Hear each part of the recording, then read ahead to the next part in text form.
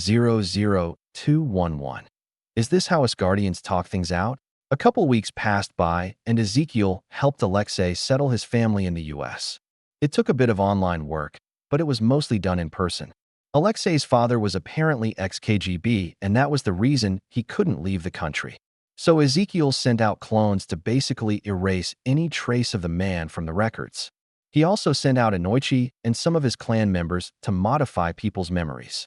Once that was finished, he created green cards for his family and set them up in a house next to the one Alexei owned.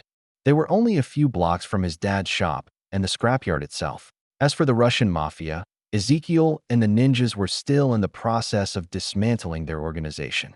It was surprising just how big and organized the whole thing was.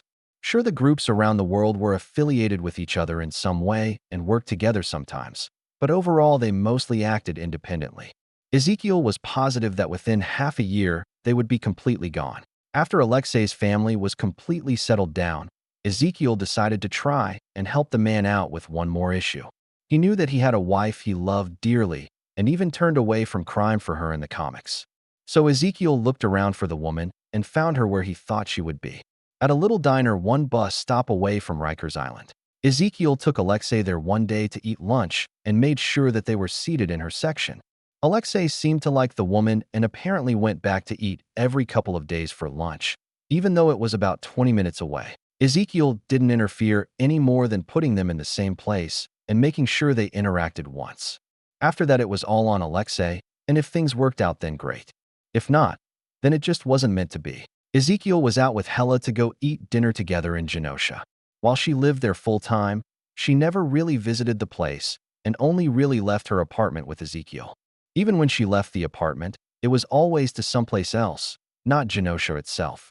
So after they went out to dinner, Hella asked Ezekiel to show her around Genosha. It was just after sunset as Ezekiel slowly led Hella around Genosha. They just finished walking through the main city park and were on their way to the amusement park when someone screamed out, "Hella!" Hella and Ezekiel both turned to see a group of women, and each had different reactions. Hella completely froze in place like she had seen a ghost, while Ezekiel frowned slightly at one of the women running towards them. The woman in question was Brunhilde, and her face was contorted in fury. Ezekiel stepped in front of Hella and intercepted Brunhilde before she could reach Hella. Brunhilde tried to move past Ezekiel, who attempted to de-escalate the situation as he said, "Settle down, Brunhilde." Settle down? She killed everyone. Ezekiel crossed his arms over his chest as he asked, "The same ones who are behind you?" Brunhilde seemed to deflate a little bit at that as Sandhilder and some other Valkyries approached with questioning looks. Ezekiel glanced over his shoulder at Hella, who was still stunned as she stared directly at Sandhilder with widened eyes filled with fear and hope. Once Sandhilder was next to Brunhilde, Hella asked in a hesitant tone, "How is this possible?"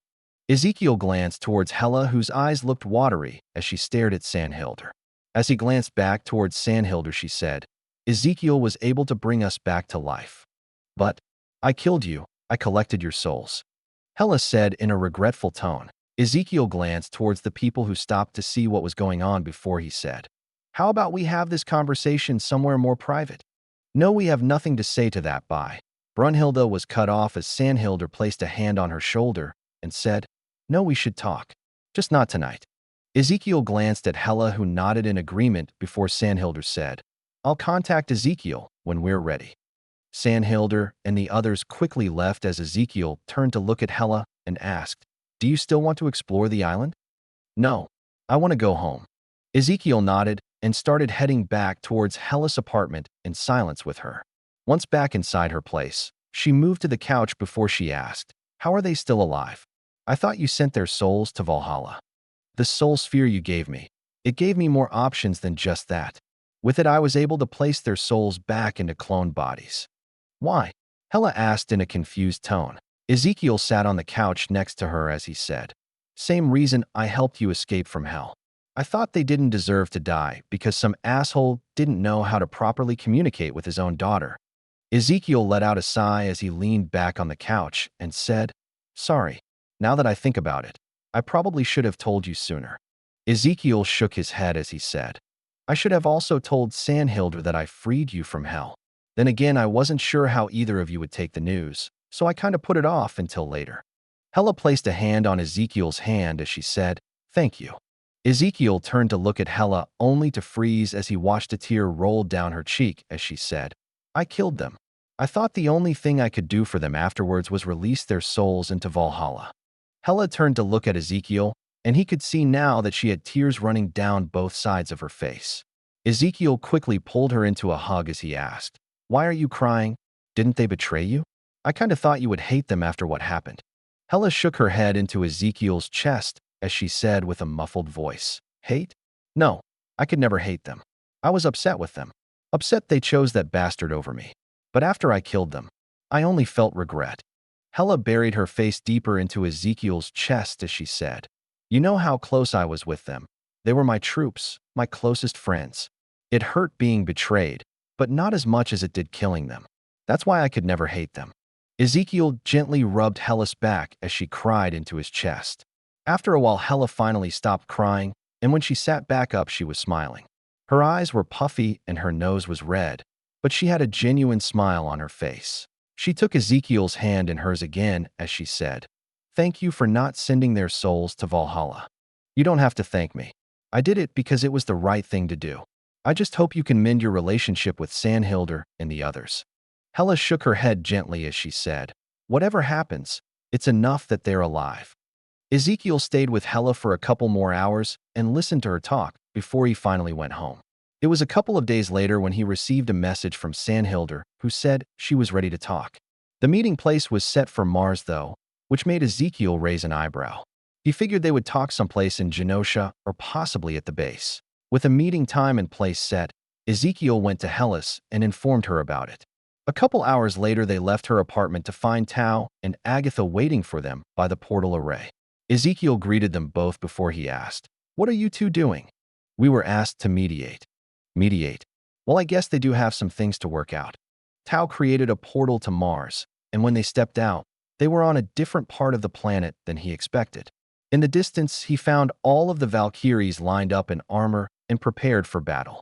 A little to the left of Ezekiel's group was Tsunade and a bunch of other medical personnel along with a bunch of medical supplies. Ezekiel took in everything before he glanced towards Tao as he asked, "Aren't they supposed to be talking things over?" Hella studied Sandhilder and the other Valkyries for a few moments before she said, "This will be faster than talking." Tao nodded slightly as she said, "Sandhilder said the same thing. I'm not going to let them fight. What if they try to kill each other?" Ezekiel asked with a frown. Agatha smiled slightly and pointed towards Tsunade and the others as she said, "That's why we're all here. We've already set up everything.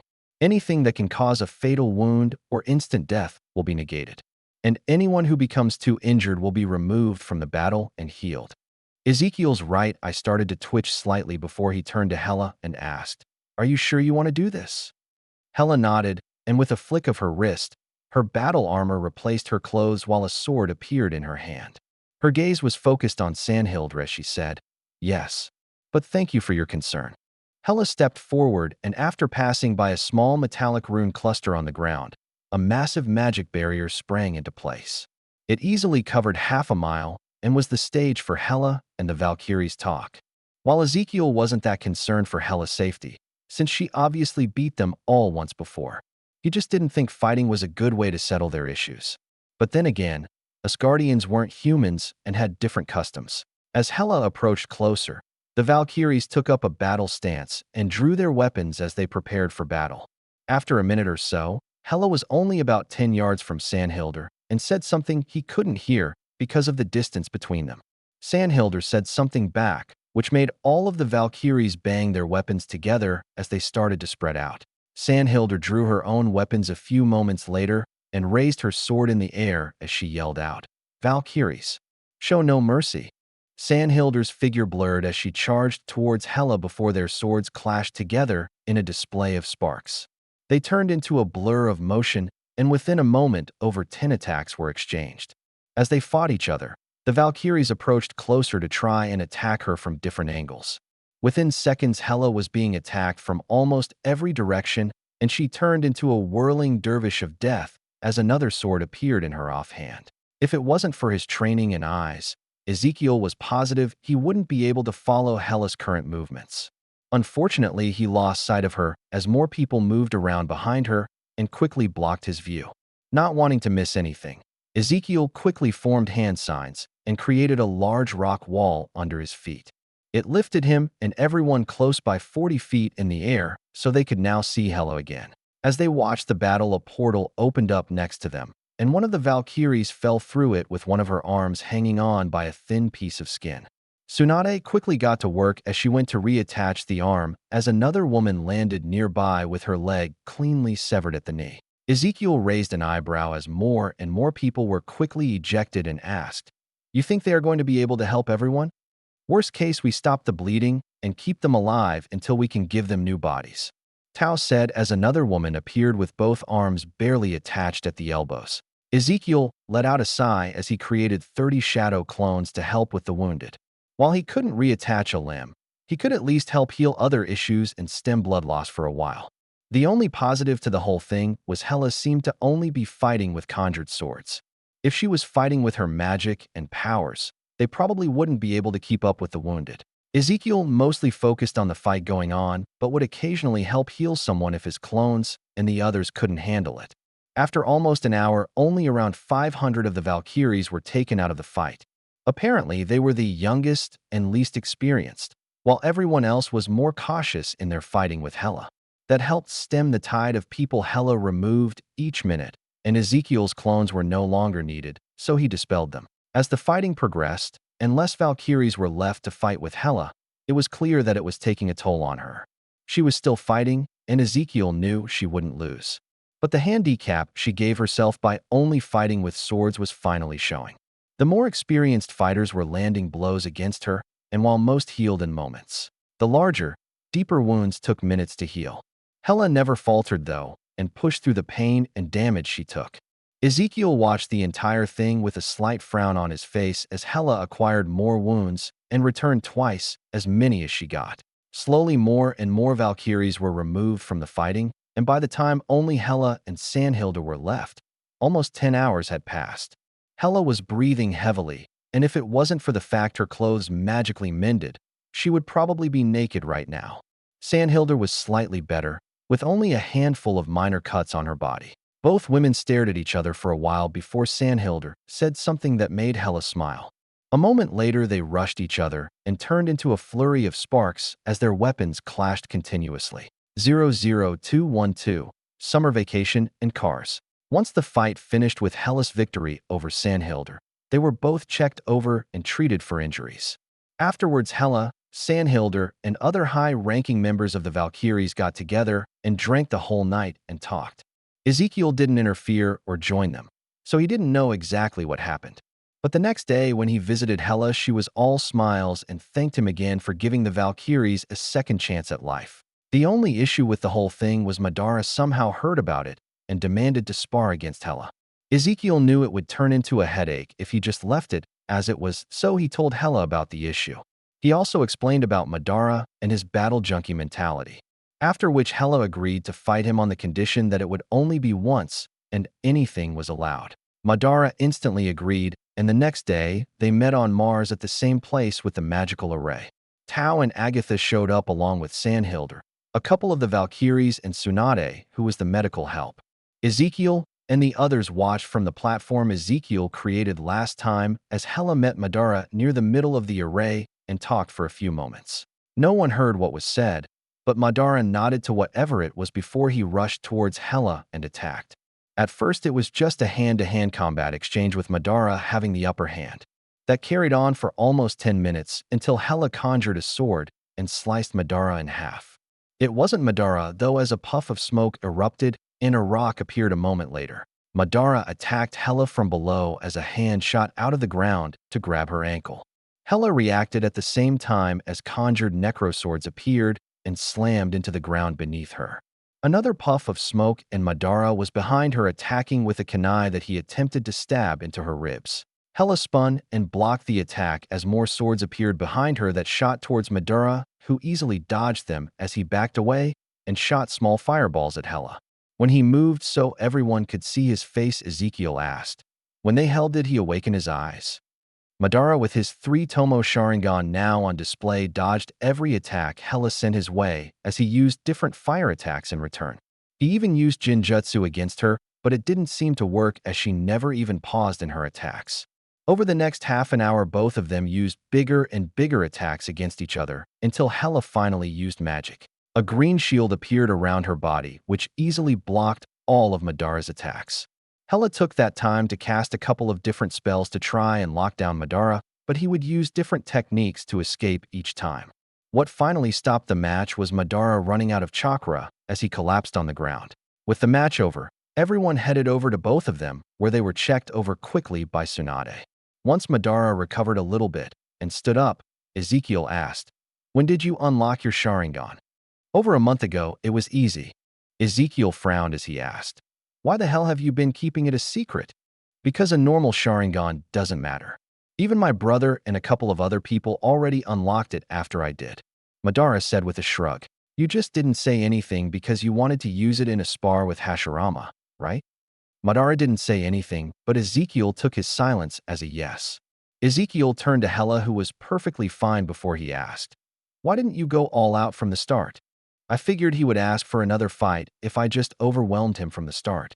You only won because I ran out of chakra, and I'm not at my peak power anymore," Madara said in an arrogant tone. Hela raised an eyebrow as she said, "And you think I went all out?" Hela stretched her arm out towards Madara, and a moment later, he was locked in place and couldn't move at all. Ezekiel could see a hint of shock in his eyes before Hela released him and said, "It takes a good bit of effort to do, but I can lock anyone in place with their soul.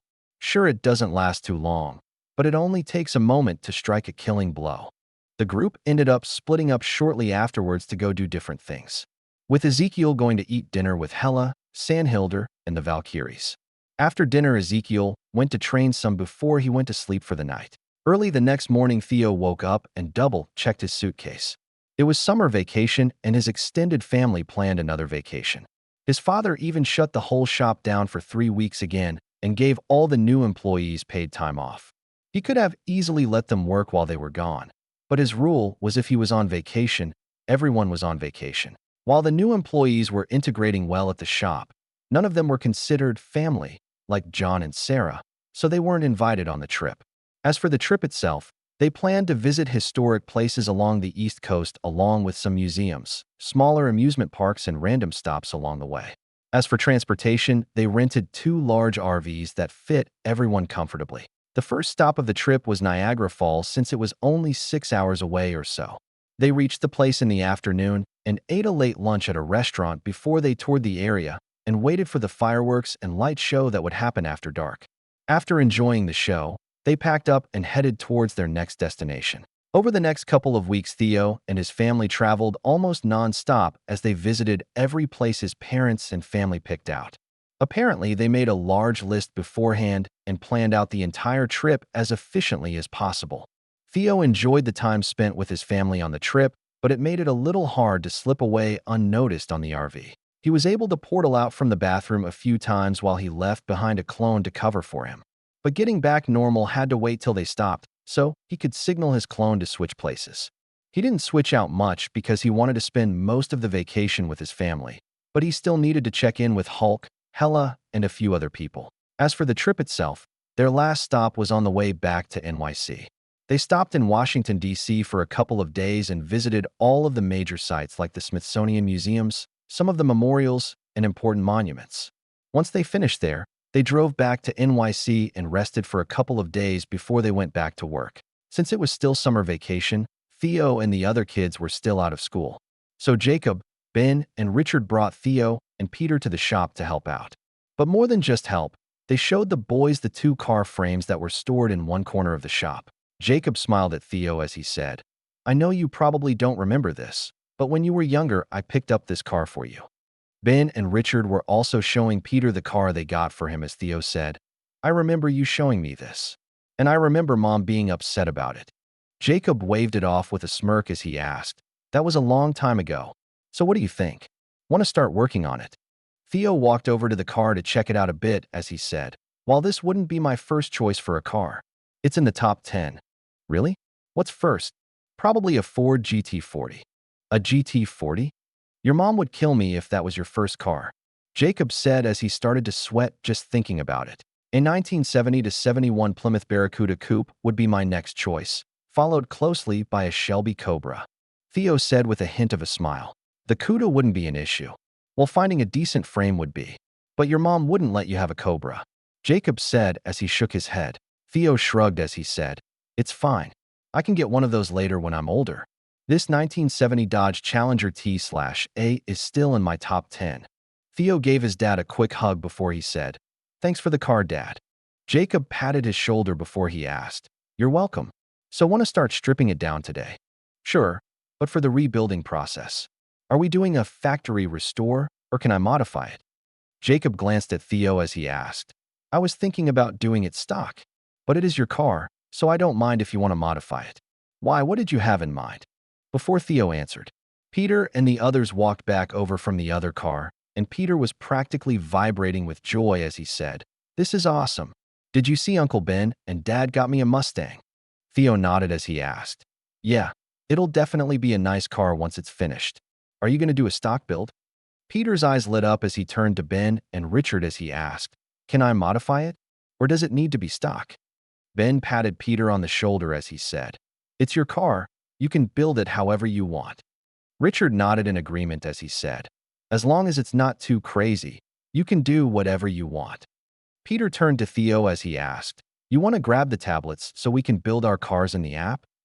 Theo nodded in agreement as he turned to his dad and said, I'll show you what I want to do after we scan the cars into the system and go through the builder. Jacob nodded as he said, All right, just keep your builds reasonable and remember that your moms will probably have May check the builds over. So no 1,000 horsepower engines. Theo nodded as he said in a serious tone, So 950 is okay. Got it. Thanks, Dad. Theo and Peter quickly took off after that, which left Jacob with a slight smile on his face as Ben and Richard both chuckled. Jacob shook his head as he said, Pretty sure anything over 400 horsepower will be rejected. Maybe, but May used to help out in the shop too. Pretty sure she wouldn't mind if the boys had 500 to 600 horsepower engines. Ben said with a slight smile. 00213, a butterfly effect? Peter and Theo both took a few days to design what they wanted for their cars.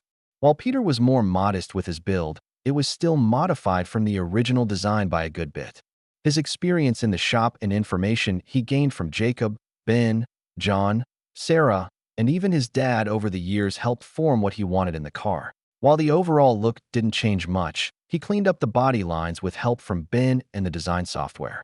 Now the car would look a little more streamlined when it was finished. The frame of the car was one of the things that was changed the most.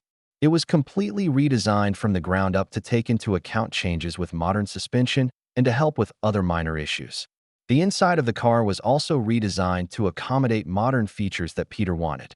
The moms all insisted on modern safety features like airbags and other things, so that was also included into the details. As for the power plant, Peter kept it simple with a newer V8 engine that would be slightly modified.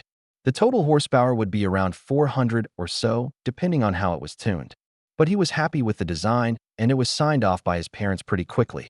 Theo, on the other hand, had a couple issues with his car that his mother didn't like. The first was the engine, since Theo wanted to build a custom engine from the ground up.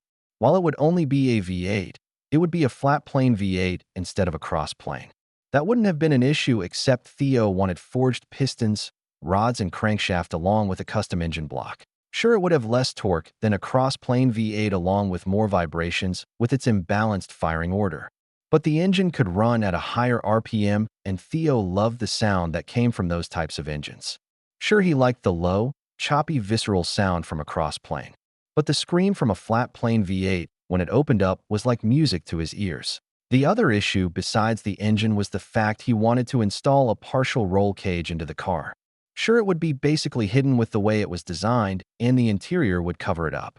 But the fact that it was there at all was the issue his mom had with it. Daniel didn't understand what she was looking at when she looked over the design with May. But after May pointed everything out, Daniel turned to Theo and said, You have to redesign it. Why? Daniel pointed at the tablet as she said, You built a race car. It's nowhere close to a race car.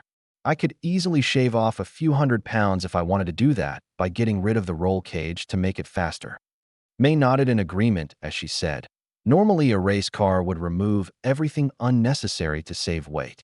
He's kept all the creature comforts of a normal car and added a roll cage. But if he isn't going to race, why the roll cage? Safety. I don't plan to ever roll the car, but it would still protect me in an accident.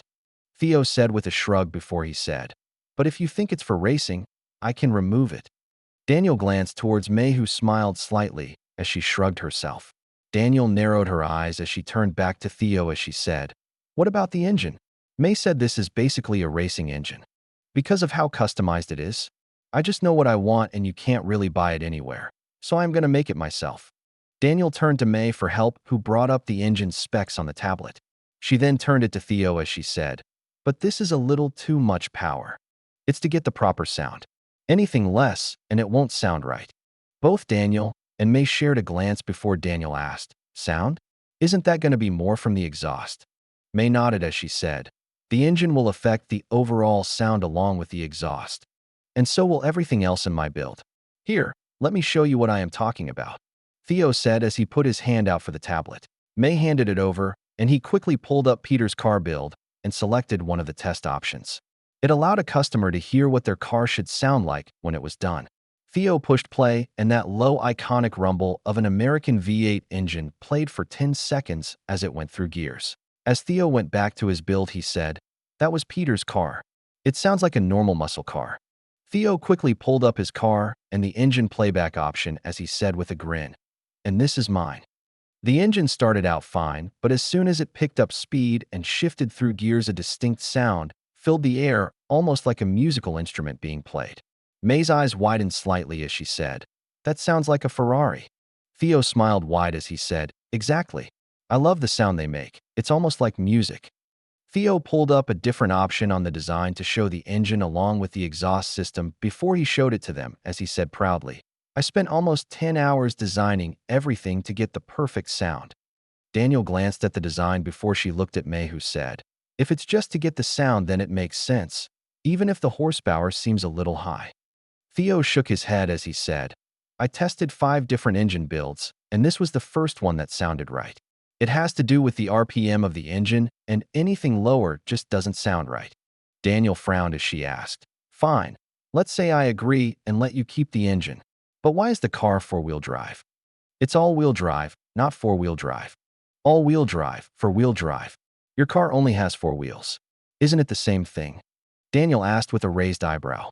Theo shook his head as he said, 4-wheel drive only works when you engage a switch or lever to transfer power to all the wheels. All-wheel drive is always on and never turns off.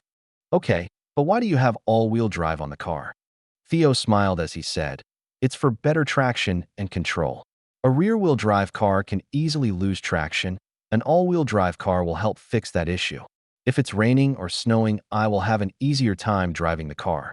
When Daniel heard that, she glanced at May, who nodded in agreement before she said, that's correct. A car with all-wheel drive normally comes with some type of traction control to help make it more stable.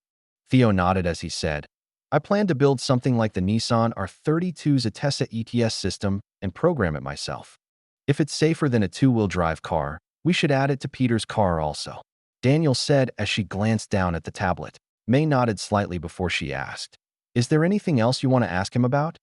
Daniel shook her head as she said, not right now. I'm going to talk with Jacob about it first. So I don't have to change anything? Theo asked hopefully. Not yet, but I want to double check with your father and see what he thinks about your design. A few days later, and Theo's car was approved, but as a result, Peter's car was modified. Apparently, the all-wheel drive was shared with everyone, and Richard and Mary both liked the idea along with the partial roll cage. So Peter's car was redesigned to accommodate both of them and to compensate for the weight his engine was upgrading with a bit more horsepower. Once everything was finalized and the plans were green-lit, Peter and Theo were allowed to start on their cars. They spent the rest of the summer striping the cars completely to the frame before they worked with Ben, Jacob, Richard, John and Sarah to slowly start the modification process. Since it wasn't a job, the adults only helped out after work. Peter and Theo, on the other hand, were allowed to work on it as much as they wanted. But since they weren't as experienced, they did everything they could without help first. Afterwards, they helped around the shop and would get help on their cars on Saturday. since the shop was only open Monday through Friday. Saturday, they would work on the car for most of the day with help from their dads, Ben, and sometimes John and Sarah. Even with all that help and time, building the cars would take a couple of years to finish. Well, it would probably be faster, but Jacob and the others were taking their time when they helped to work on the cars to teach. So while they might spend 6 hours on a Saturday working on the cars, half of that was teaching the boys and having them help. Or they would explain what needed to be done and have Theo and Peter do it themselves as they watched and corrected them along the way. Overall, it was a fun bonding experience for everyone involved, and with it, summer quickly finished. With the new school year came a new school as well, since they were starting junior high school this year. While Peter and Theo had outstanding grades and were offered spots at a fancy school for gifted students, they both turned it down because Millie wasn't offered a spot, so they were going to a school not that far from home instead of across town. Daniel, Mary, Richard, and Jacob didn't mind either, since they were happy the kids wanted to stick together. Theo was also happy his parents didn't push the issue because he really didn't want to waste time each day traveling across town to school. Sure, a clone would go most of the time, but the few times he would go each week would suck. And it wasn't like he could just portal there since he would be with Peter each time. With school started, Theo settled into a new routine of training, working on his projects and looking for people of interest. Within a week of the new school year starting, Theo received a phone call from Emil Blonsky, who asked for details about the job offer he was given. Theo wasted no time and transformed into Ezekiel before he went to meet the man. Ezekiel appeared from a portal about a block away from a military hospital in England. After checking the direction, he headed towards the hospital, where he walked in the front door and stopped at the counter. A woman who was working at a computer said, without looking up from the screen, "Please state the purpose of your visit." "I'm here to visit Emil Blonsky. I should be on the visitors list under Ezekiel." "ID, please," the woman said after she typed something into the computer. Ezekiel smiled at the woman as he said, "That won't be necessary. Just tell me where I can find him." The woman glanced up to say something, and after she looked at Ezekiel's eyes, her own eyes glazed over. She turned back to the computer and said with a monotone voice, "That won't be necessary. Mr. Blonsky is on the 4th floor, room 406. She pulled a visitor badge out and handed it to Ezekiel a moment later as she said, "Take the right elevator to the 4th floor and turn right when you exit it. It will be the 3rd door on the left." Ezekiel placed the badge around his neck and started to walk away as he said, "Thanks." A few moments after Ezekiel left, the woman looked around in confusion for a few moments before she went back to work. Ezekiel quickly made it to Emil's room, where he found the man laid up in bed wrapped in bandages. Emil glanced up from the book he was reading as he asked, "That job offer still good if I'm considered a cripple?" 00214. Stealing a page from AM. Ezekiel glanced over Emil, who was missing his right leg from the knee down along with his right hand. Ezekiel smiled at the man as he asked, "As long as you pass the onboarding process." "So what happened?" Emil frowned slightly as he said, "We were given bad intelligence and ended up stuck in a meat grinder." Emil then shook his head as he added, "Lost a few of my men and the rest look as bad as me or worse." Ezekiel nodded before he asked, "Think any of your men would be interested in a job?" Emil shrugged as he said, "Most of them are lucky to be alive. I doubt if they will be able to do much after they recover. I was the least injured of the survivors." Ezekiel nodded in understanding before he said, "I'll have someone check with them, and I'll also have someone come interview you soon." Emil spread his arms wide as he said in a sarcastic tone, "As you can see, I am incredibly busy, so you don't need to rush anything." "Oh, if that's the case, I'll send them over once you are discharged from the hospital," Ezekiel said with a smirk as he created a portal. Emil's eyes widened and was about to say something when Ezekiel disappeared through the portal that snapped close a moment later. Emil let out a sigh as he said to himself, "I hope it doesn't take that long." Much to Emil's relief, Ezekiel sent someone to meet him a couple of hours later. He also had people look into the other members of his team that were still alive. At the same time, it also gave Ezekiel the idea to copy Aldrich Killian's idea from the Iron Man movie. While he didn't want a cult of suicide bombers, trained ex-military members could potentially be decent recruits. Sure, they would have to be vetted and go through the evaluation process, but it would be an easy way to get more people. While they had the ninjas, Valkyries, some members of the mystic arts, a random assortment of other people and a few thousand people from S.H.I.E.L.D., that wasn't enough. Only about 14% of S.H.I.E.L.D. was cleared so far, and of that 14%, almost half of them were verified Hydra agents. With that in mind, Ezekiel started another project called Valhalla. He would target ex-military members from all over the world who were disabled. If they passed the first vetting process, he would send people to make contact with them and offer them potential jobs. If they agreed, they would go through the full process and physiological evaluation before being offered a job. Once they accepted the job, they would go through the onboarding process as they waited for their new body. Ezekiel also made a very clear point to anyone who joined to show them that they wouldn't be protecting a single country or government anymore. No, their job was to protect the world and everyone on it. It was mostly to help unite the people from different countries together in a common goal. But after the first couple people were given new bodies, it didn't seem to matter. Apparently, giving a person the ability to walk, see, or hear again did a lot more to gain loyalty. Of the first batch of people who were brought into the fold, Emil and the remnants of his team were part of the first batch a month after Ezekiel implemented the plan. They were also completely floored when they found out their training instructors were Cap, Bucky, and Peggy. They were in charge of the basic training everyone needed to go through to get used to their bodies. Once that training was done and their chakra stabilized, they would go on to ninja school. They would be taught the basics from different ninja until they passed what amounted to a Jinin test. From there, they could then go on missions and help out, but were also given ample time to train and learn more ninja skills. But that hadn't happened just yet, since Emil and his men were just starting their first week of training. Ezekiel was at Hulk's house in the middle of playing a fighting game with him when his phone started ringing. Ezekiel paused the game after he knocked Hulk's character away with a combo as he said, "Just a second, let me get this."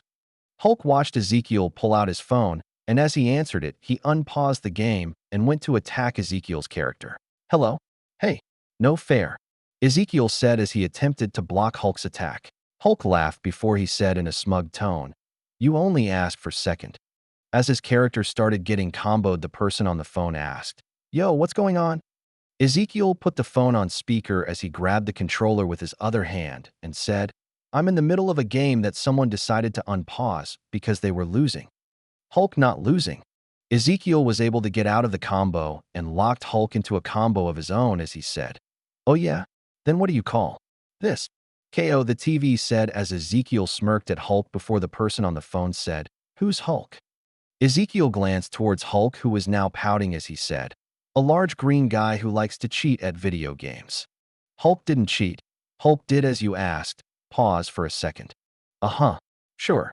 Anyways, what do you need, Tony?" "I finished the blueprints you wanted." "Great. I'll pick them up the next time I stop by," Ezekiel said as he prepared to hang up the phone. "You don't want to get them today?" Tony asked in an anxious tone. Ezekiel raised an eyebrow as he asked, "Not really. Why, is something going on?" No. But it would be nice if you came by today." Ezekiel glanced at Hulk as he asked, "I'm kinda hanging out with someone today." "Bring them along," Tony said without hesitation. "You want to go meet a friend of mine?" Hulk nodded his head before he said, "Okay, but Hulk want food." "What kind of name is Hulk? And why does he talk in third person?" Ezekiel smirked as he said, "You'll see when we get there." Ezekiel hung up the phone and stood up before he said, "When we get there, you need to be careful with your strength. His house is built for normal people." Hulk nodded before he glanced down at himself and asked, "Hulk look okay?" Ezekiel took in Hulk's outfit, which was a pair of cargo shorts and an XXXL Hawaiian shirt. He nodded before he said, "You look perfect, but maybe wear your sandals." Hulk nodded before he headed over to the front door with Ezekiel and put on his sandals as Ezekiel created a slightly larger than average portal. Ezekiel stepped through it into Tony's workshop, followed by Hulk. As the portal closed, Jarvis said, "Welcome Ezekiel and guest. Mr. Stark is currently in the living room with Miss Potts and Morgan." "Thanks, Jarvis. This is Hulk." "Hulk, this is Jarvis," Ezekiel said as he pointed to a camera. Hulk looked at the camera and tilted his head slightly as he asked, "Why is Jarvis a camera?" Ezekiel started to chuckle as Jarvis said, "Mr. Hulk, I'm an artificially made program. My name Jarvis stands for just a rather very intelligent system. Jarvis is technically closer to a person than a program. The only thing he is missing is a body. Also just call him Hulk." Hulk nodded before he said, Jarvis like Hal from that movie. Ezekiel created a new portal to the living room as he said, "Yeah, that's a good way to think about it." Ezekiel walked through the portal followed by Hulk when he heard, "Holy shit." Language, Tony. Pepper said from the couch, where she couldn't see anyone as she played with Morgan. Ezekiel turned to see Tony staring up at Hulk before he smirked and said, "Tony Stark, Hulk." "Hulk, Tony Stark. Hello, me Hulk." "I'm Hulk," Ezekiel corrected. Hulk nodded before he pointed at himself and said, "Hello, I'm Hulk." Tony glanced from Ezekiel to Hulk before he said, "I'm Tony." Pepper finally stood up from the couch and turned around as she said, "Holy," before she stopped when she glanced down at Morgan. "Hulk, that's Pepper and Morgan." "Hello," Hulk said with a smile that made him look a little scary. Pepper nervously glanced at Hulk as she said, "It's nice to meet you." Ezekiel waved off her nervousness as he said, "He just looks a little scary. He's actually a giant kid." "Hulk, no kid," Hulk said with a huff. Ezekiel rolled his eyes as he said, "You're not even a year old yet. You're still a kid and even act like one sometimes." "He's not even a year old?" Tony asked as Pepper nodded in agreement to the question. Ezekiel shrugged as he said, "It's a long story and pretty much classified. But in simple terms, he was born from an experiment within the last, 5 or 6 months. I'll figure out the exact date later so we can celebrate his birthday next year." Hulk nodded as he said, "Hulk want cake." "I would like cake, or I want some cake." Hulk frowned slightly but nodded before Tony smiled and said, "So it looks like me and Pepper aren't the only ones with a new kid." Ezekiel waved his hands in front of himself as he said, "Hulk is not my kid, but he is a good friend even if he cheats at fighting games." "I didn't cheat." "Whatever helps you sleep at night," Ezekiel said before he turned back to Tony and asked, "So what did you really want?" Tony pulled out a flash drive and handed it to Ezekiel as he said, "Here are the blueprints." Ezekiel took the flash drive and stored it away before Tony asked, "You think you could do that disguise thing and send us to Genosha for a few hours?" Ezekiel shook his head as he said, "You know, you could have just asked and I would have done it for you. You didn't need to finish the blueprints because of that." Tony smiled as he said, "Sure, but they were already done. Also, you'll need to portal us back later." Ezekiel pulled out a few hinge seals as he said in a flat tone, "I know." He quickly hinged Tony and Pepper before he moved towards Hulk and said, "Give me your arm." Hulk put out his arm and Ezekiel performed a hinge on the Hulk, which turned him into an exact copy of Alex Louis Armstrong from Fullmetal Alchemist. Hulk looked at his now white arm before he asked, "What did you do to me?" Ezekiel corrected before he pointed to the mirror in the entryway as he said, "I made you a disguise. I think you'll like it." Hulk moved over to the mirror and stared at his reflection for a few moments before he turned back to Ezekiel and said, "Me bald now." Ezekiel shook his head as he said, "I'm bald now. Also, you're not bald, it's a disguise. You will change back to normal in a few hours." Hulk studied himself in the mirror again before he said, "Okay." Ezekiel glanced towards Tony as he asked, "Are you guys ready?" Pepper nodded as she placed Morgan into a stroller before she said, "Yeah, whenever you are." Ezekiel created a portal and let Tony, Pepper, and Hulk step through it before he followed. As the portal closed, Tony asked, "Where are we?" "Top floor of the casino. Me and Hulk are gonna go eat, and I'm gonna grab a friend," said Ezekiel as he pointed towards the elevators and said, "Those go all the way to the ground floor." Tony waved it off as he said, "We'll wait for you and join you for an early dinner." "All right," Ezekiel said before he went to one of the doors and knocked on it. After half a minute, Hela answered the door in her pajamas before she smiled and said, "Come on in." Ezekiel pointed over his shoulder as he said, "Actually, I have some friends with me, and we were going to go eat. I wanted to see if you wanted to join us." Hela used a spell to change into a pair of jeans, a Gundam-themed t-shirt, and some shoes before she stepped outside. She noticed Hulk first and paused as she asked, "Why is?" Ezekiel cut her off as he said with a laugh, "It's just a disguise. It's not really him." Ezekiel approached the others before he said, "Hela, this is Tony, Pepper, and their daughter Morgan. The big guy here is Hulk. Nice to meet you." "I'm Hulk." Tony stuck out his hand and shook Hela's hand as he said, "Nice to meet you." As Hela greeted Pepper, Tony turned towards Ezekiel as he said, "What's up with you and people with only first names? Most of the people I've met from you have first names only." besides Adrian and his wife. Ezekiel shrugged as he said. Hulk chose his own name. As for Hela, she doesn't like to use her last name that much. Tony thought about it for a moment before he shrugged and said, whatever, let's go eat. After they got into the elevator, Tony asked, Hela, that's an interesting name. Are you from Nordic descent by chance? I'm Asgardian. Asgardian. Pepper and Tony asked at the same time. Yeah, she isn't from Earth. Ezekiel said it like it wasn't a big deal. Both Pepper and Tony's eyes widened before Tony asked, not from Earth. As in, she's an alien? That's normally what not from Earth means. Ezekiel said with a smirk. But she looks so human. Pepper said as Tony nodded in agreement. You'll find that a lot of aliens look close to humans. Some look almost identical to humans, like Hela. She is far from human, though, and can easily destroy an army without much issue. Hela's lips curled the tiniest bit at the compliment as the elevator stopped at the ground floor and the doors opened up. As they walked out, Tony asked, so how did you guys meet then? Remember the exiled princess I told you about? Tony's eyes went wide, and he quickly stood in front of Pepper and Morgan protectively before he said, but you. Ezekiel cut him off as he said, which was partially true when I first met her. But after getting to know her, I realized that wasn't exactly the case, which is why she is now on Earth. What wasn't the case? Hela asked with a raised eyebrow. I believe I called you, and I quote, a homicidal maniac and a secretly exiled princess with daddy issues.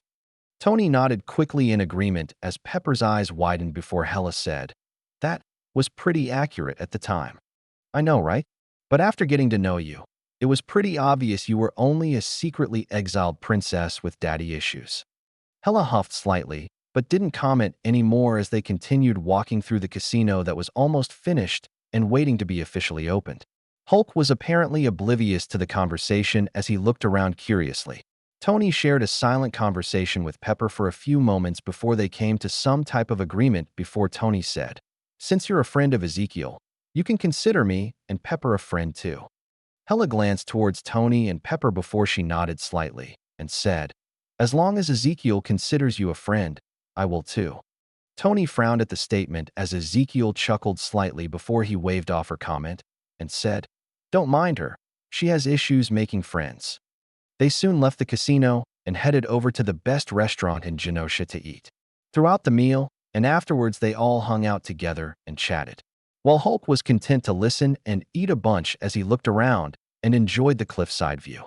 Afterwards, Ezekiel sent everyone home before he went to train magic with Tao and Agatha. 00215 Confessions of Guilt. With Theo starting junior high school along with Peter and Millie this year, his day started a little different after breakfast. While Jacob and the other parents going to the shop would walk with them for a block or so.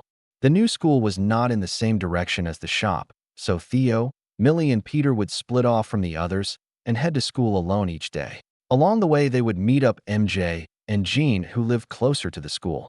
As for the school itself, it was pretty standard for public schooling with the exception of their science department. The science department was a pilot program for Midtown High School, and the top students in the program earned a place at the high school. As the first week of the new school year set in, Theo turned his attention to a few other programs he was working on. With Tony's cell phones being almost everywhere in the United States at this point, Theo started actively searching for bad actors. He already used Vibe to help find people, but with access to the information he collected from cell phones, well, it made his job even easier. Theo's first targets were anyone who abused kids, since that could lead to the kids doing the same thing when they become older. It wasn't just sexual abuse he targeted, but physical and mental abuse as well. Depending on what the person was doing to kids would end up determining how Theo handled them. For child predators, Theo would confirm with a mind technique that made a person tell the truth. It was a technique that wasn't new, but never really used because most ninjas could resist it. But normal people, and for that matter, normal humans couldn't. So Theo used it on anyone they captured to find out the truth. Sure, he could use Inoichi and his clan members to scan people's memories, but he didn't want them to have to deal with the aftermath of seeing stuff like that. Once guilt was confirmed, they found out who the victims were to get them help and counseling before they disposed of the perpetrator. Theo did make sure to check if the perpetrators were originally victims themselves. While it was found out that some of them were abused when they were kids, they were still put down. And if the person who assaulted them was still alive, they would be found and also put down after it was confirmed and any other possible victims were found. At first, it wasn't a big deal as a handful of random people started disappearing from the United States and other parts of the world. Even when people who might be missed because of their jobs disappeared, like a police officer or important doctor at a hospital, it would only get a local news story at most. But then important people started to disappear like priests of large churches, company owners, CEOs, movie stars, sports stars, government officials, and even singers. It was about a month into the program, and the news was going crazy about the issue. The conspiracies that people came up with about the missing people ranged from aliens to some crazy meta-humans running wild with their powers. All that stopped when a website appeared that Theo named Confessions of Guilt. He made sure that it wasn't tied to Vibe, Revival, or anything else he was doing. Since he knew the site was going to cause issues, and he was proved right within minutes of it going live. The site hosted edited confessions from all of the people who disappeared along with a sentence of judgment. Since the judgments were always death, the mainstream news media called the site heinous and called for it to be taken down or blocked by the government. They also demanded the people behind the site be found and brought to justice. Within a few days of the site being live, it spread like wildfire, and while the mainstream media still denounced the people behind it, the general populace seemed happy about it and even supported it. Sure, there were outliers who copied the media's viewpoint and even others who stated the people should have been given a fair trial. But Theo ignored all of that and just kept working with his teams. As for the other people who mentally or physically abused kids, they were also collected and the severe cases were also executed. For the lesser cases, they were still recorded and dropped off at local police stations with evidence. As for the victims, statements were recorded for the evidence and provided to the police. The victims themselves were given mental therapy by a Noichi or a clan member along with medical treatment if needed. That wasn't to say Theo and his team let the abusers off to be handled by the police and criminal justice system. No, his team still took their pound of flesh. Someone broke a kid's arm, leg, beat them till they couldn't go to school for a few days. Those people would get the same treatment back, then be quickly healed before it happened a couple more times to make sure the person had a good idea what it felt like. Sure, they probably went a little far on a couple of people and turned them into gibbering messes. But it was a price Theo gladly paid to make sure those people learned a proper lesson. That wasn't the only program Theo started during that time. He also started taking over the for-profit prisons in America. Sure, he had to use Ninjutsu on the owners or board members of the companies to take them over. And sure, he didn't really give them proper compensation for the companies either. But Theo didn't think any of them deserved it for the way they handled the prisons in the first place. His prison reform system wasn't something that would work quickly, unfortunately, and would take years to fix. But when it was done, he planned to have prison no longer act as a revolving door for prisoners. Once someone left the prison system, he wanted them to enter back into society and find a proper place there. That meant he needed to set up programs to help educate and train inmates so they could get jobs once they were out. He also needed to get each prisoner their own personal room and have them treated more as people instead of animals trapped in cells. Better living arrangements, more freedom, better meals, and personal space would all help, along with therapy and basic education for most of them. Theo also used the opportunity to find out if people were truly guilty or not. By using the truth technique, they slowly went through inmates, and for people who were truly innocent, Theo quickly figured out how to get them released and even compensated them for the false imprisonment. For the handful of people who spent decades, Theo even cloned them into younger bodies. As for the people serving life sentences or on death row, well, if they were truly guilty, they ended up having accidents pretty quickly. The same thing happened to rapists and child abusers who also had horrible accidents within months of Theo taking over the prisons. At least the news apparently didn't find any of the prison issues noteworthy, since it wasn't reported on at all even after a couple of months passed.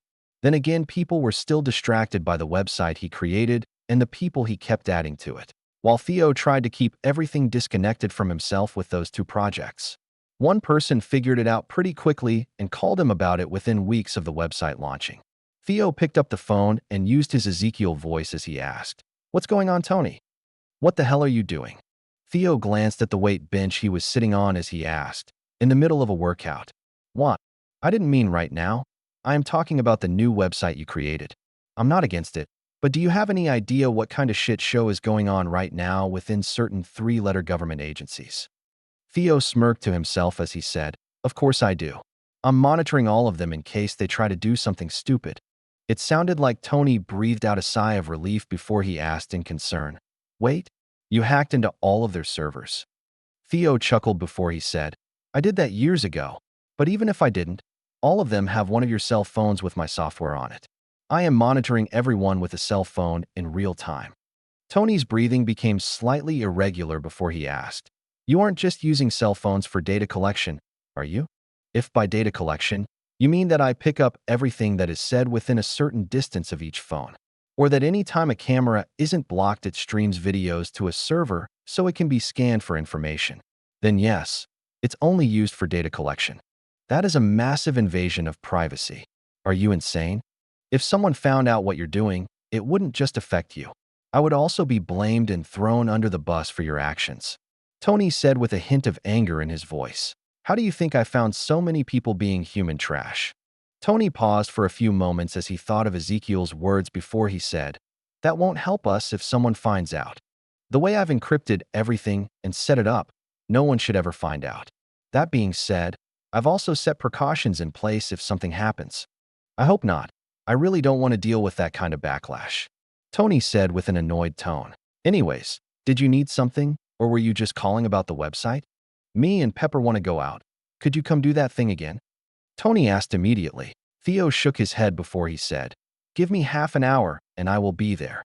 "Great," Tony said before the phone disconnected, and Theo shook his head before he went back to finish his workout. By the time Christmas break rolled around, the world already settled into a slightly new norm. The media attention on the website died out, and while people still voiced negative opinions about murdering people without due process, no one could do anything to prevent it, and so the only thing that happened was if someone famous appeared on the site, there would be new articles about it. As for the governments that wanted the site taken down, they gave up because they weren't able to do anything. Sure, it made people suspicious because the site was as impervious to attack as Vibe and Revival. But Theo didn't care, since there was no proof the sites were all made by him or connected in any way. Another thing that finished around that time was Fisk's first building. It was completed ahead of schedule by a month and also under the expected budget. As for finding residents, they came in droves once the apartments were listed on the market. Fisk took Ezekiel's advice on the expected tenants and only picked newer families with young children. Since all of the apartments were bigger than normal, it worked out perfectly for all of them. With the first project completed to Ezekiel's standards, he decided to give Fisk another test. This time it wasn't a remodel of an existing building. It was to create an entirely new building from the ground up.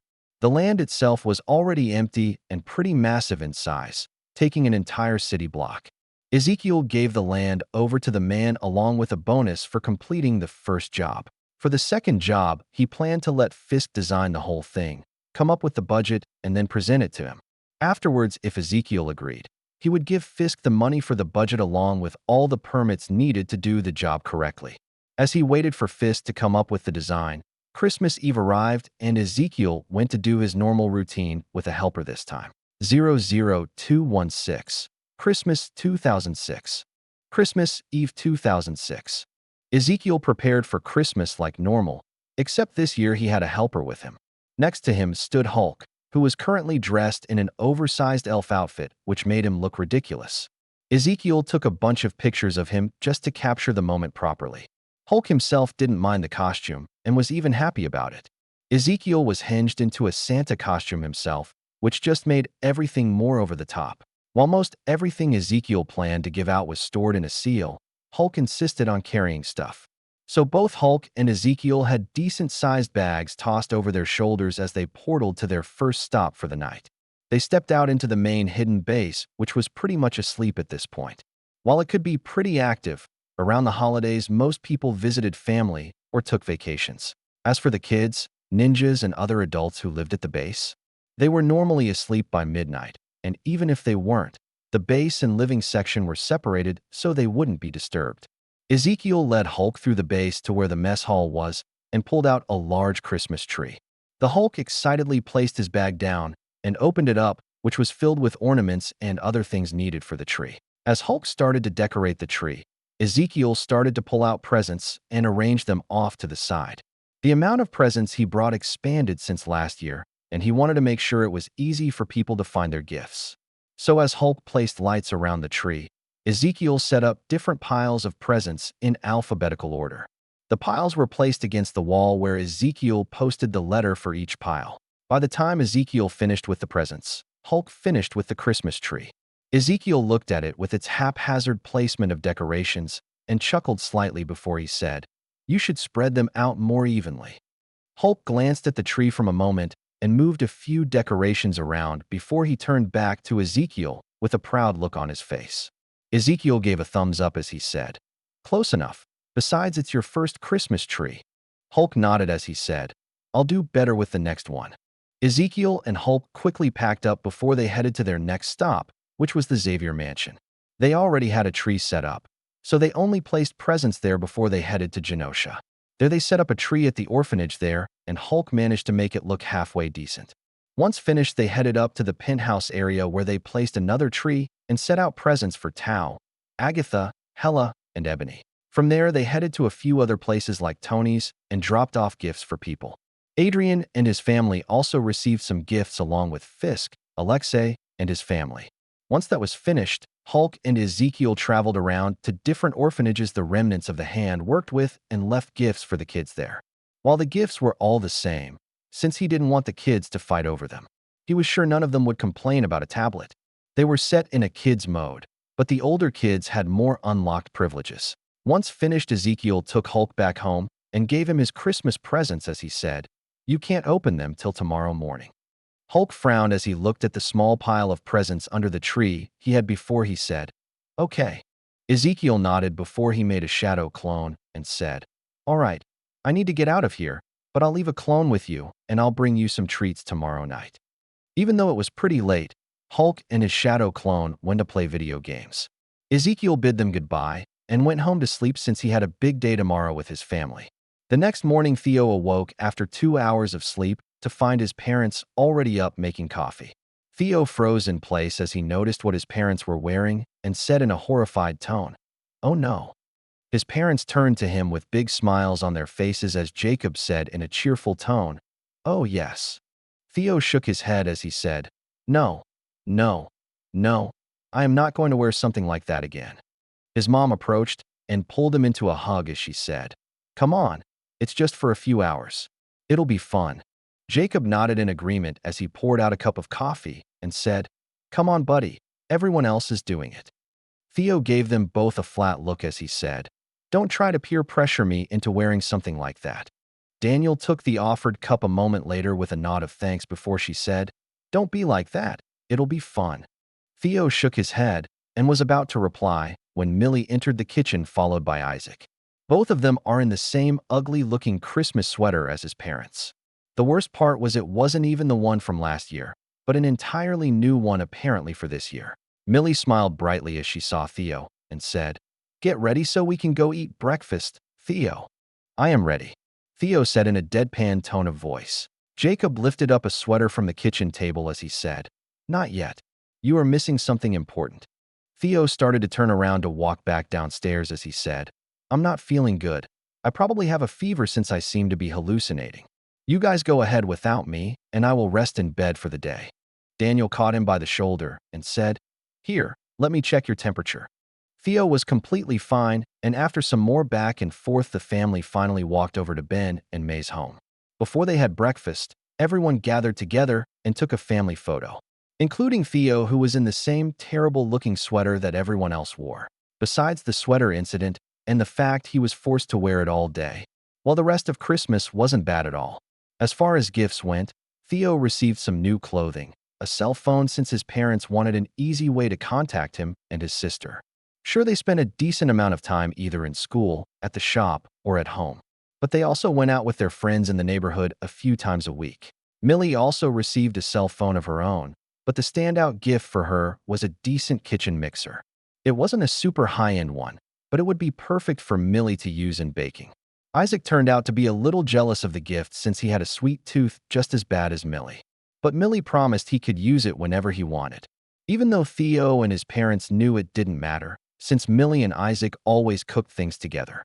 The rest of the day was spent just hanging out, cooking, and playing games. Theo made sure to sneak a couple extra plates of food away along with a good bit of extra desserts for Hulk. By 7 or so, everyone helped clean up Ben and May's house before they left for their own homes. Theo was quick to change with a clone and then hid the new, ugly sweater in the back of his closet next to the last one. He really hoped this wouldn't become a thing.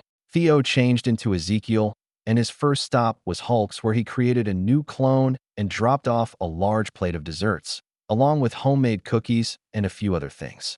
He hung out with Hulk for about half an hour and made sure Hulk enjoyed his Christmas presents before he portaled to Hellas. He stepped out of the portal to the hallway and found all of the presents he dropped off last night gone and a handful of new ones in their place.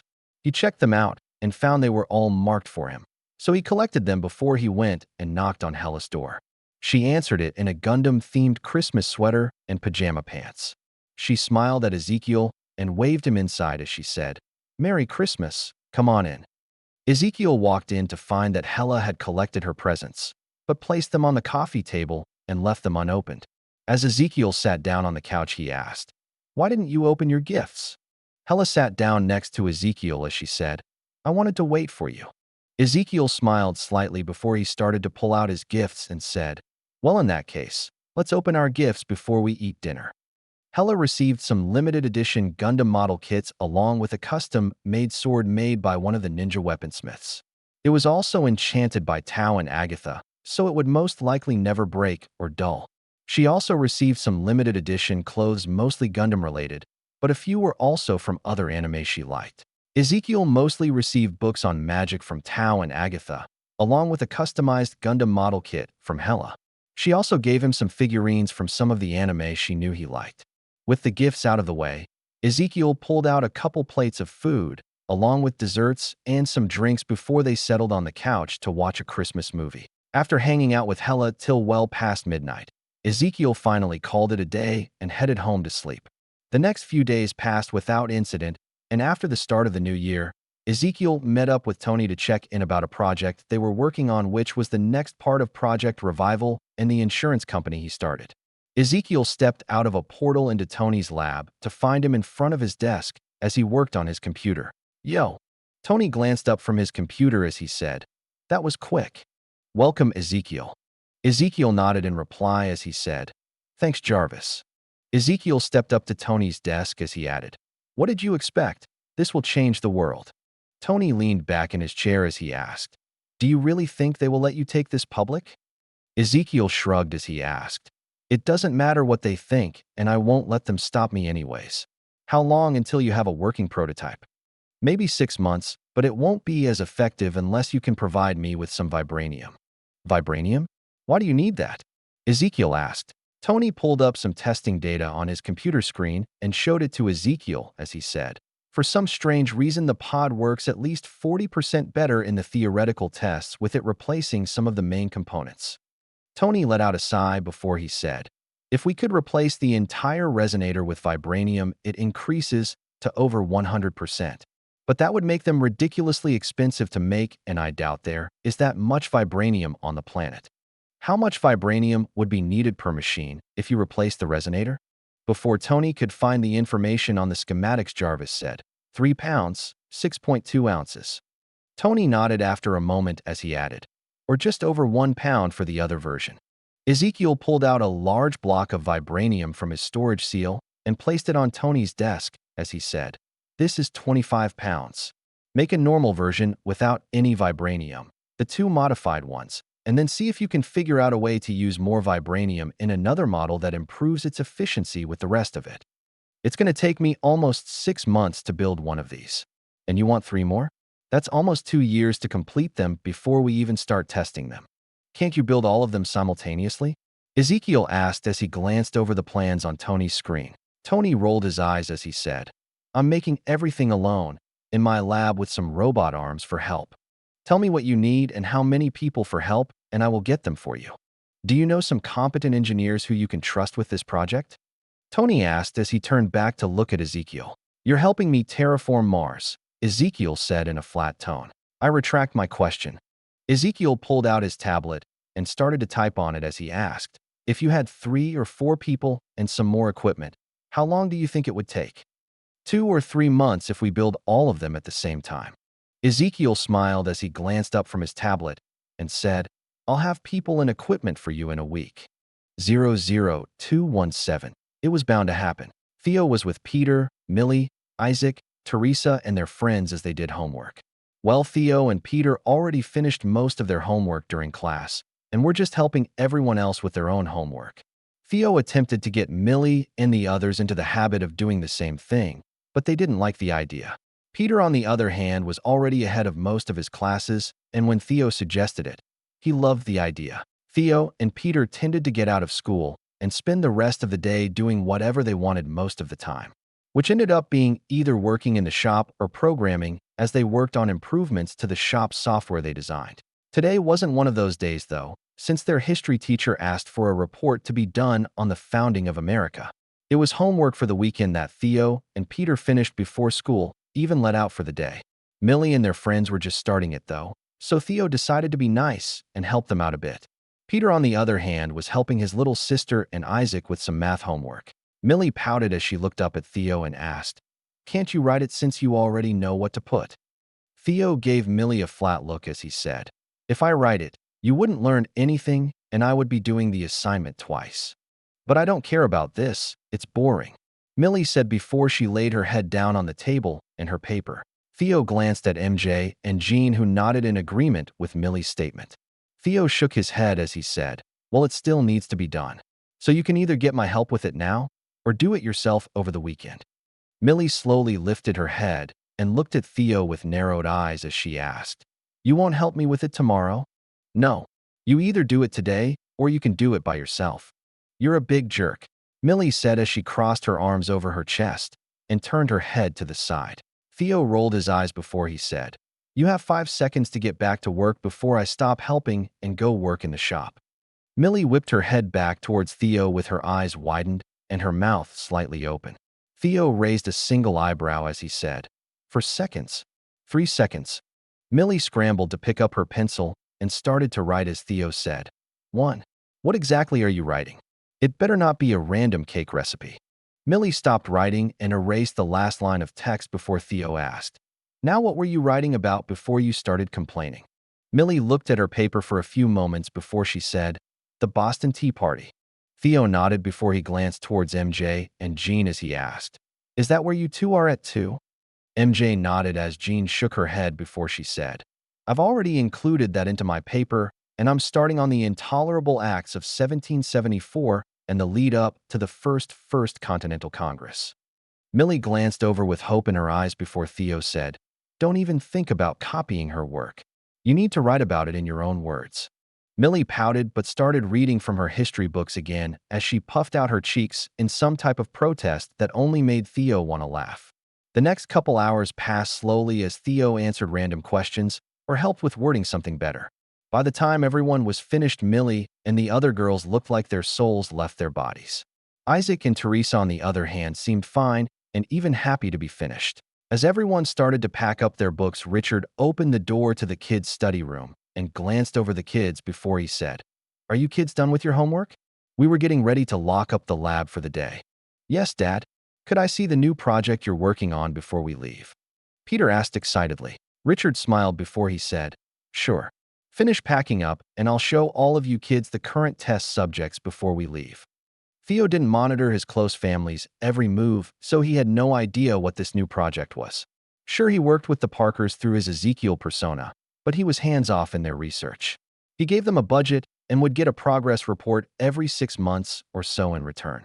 If he was even slightly concerned about results or profits, he would have asked them to concentrate on a single project.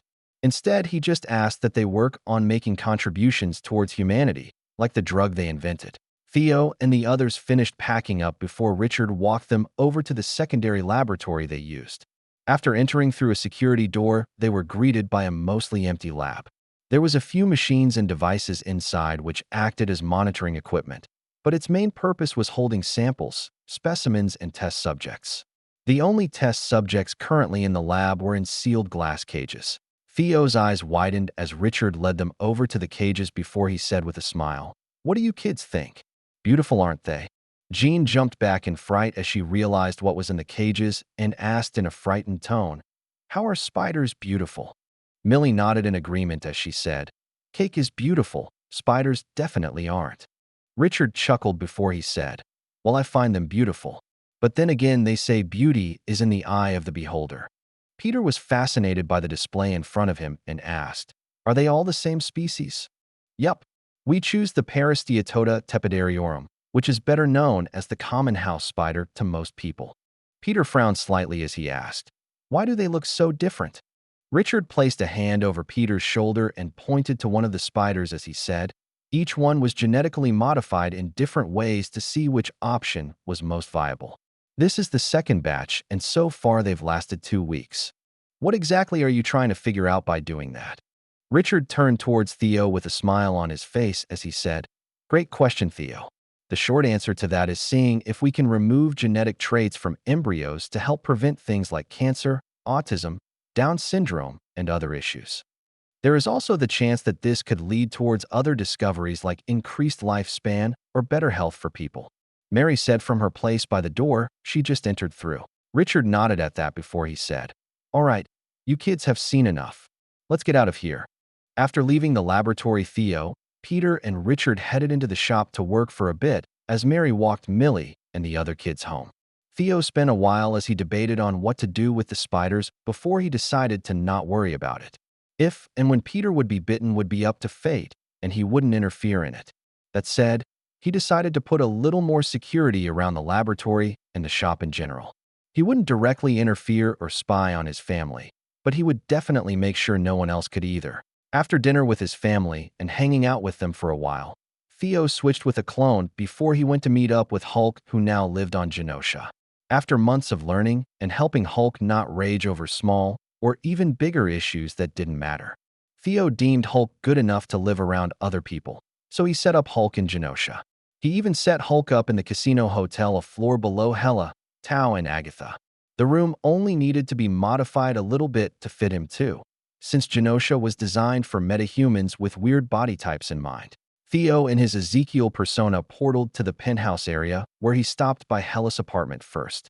After he knocked on her door, he only waited about a minute before Hela opened the door with a serious case of bedhead while wearing pajamas and some slippers. Ezekiel smirked at her slightly before he asked, "Are you ready for game night?" Hela nodded slightly and walked out of her apartment as she waved a hand, and her clothes changed to jeans and a t-shirt. Ezekiel said nothing about her hair that was still a mess before they both headed over to Tao's place. Tao answered the door within moments and smiled slightly when she noticed Hela's hair before she asked, "Would you like to come in, or did you need something?" "Hulk wanted to do a game night. I wanted to see if you wanted to join us." Tao glanced towards the living room of her apartment before she asked, "Ezekiel invited us to a game night. Do you want to go?" Agatha's voice replied back as she said, "I don't mind." As Tao turned back towards Ezekiel, she said, "I assumed you would invite Agatha if you invited me."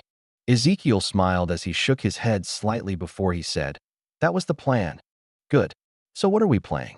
Agatha asked as she approached with Ebony following along beside her.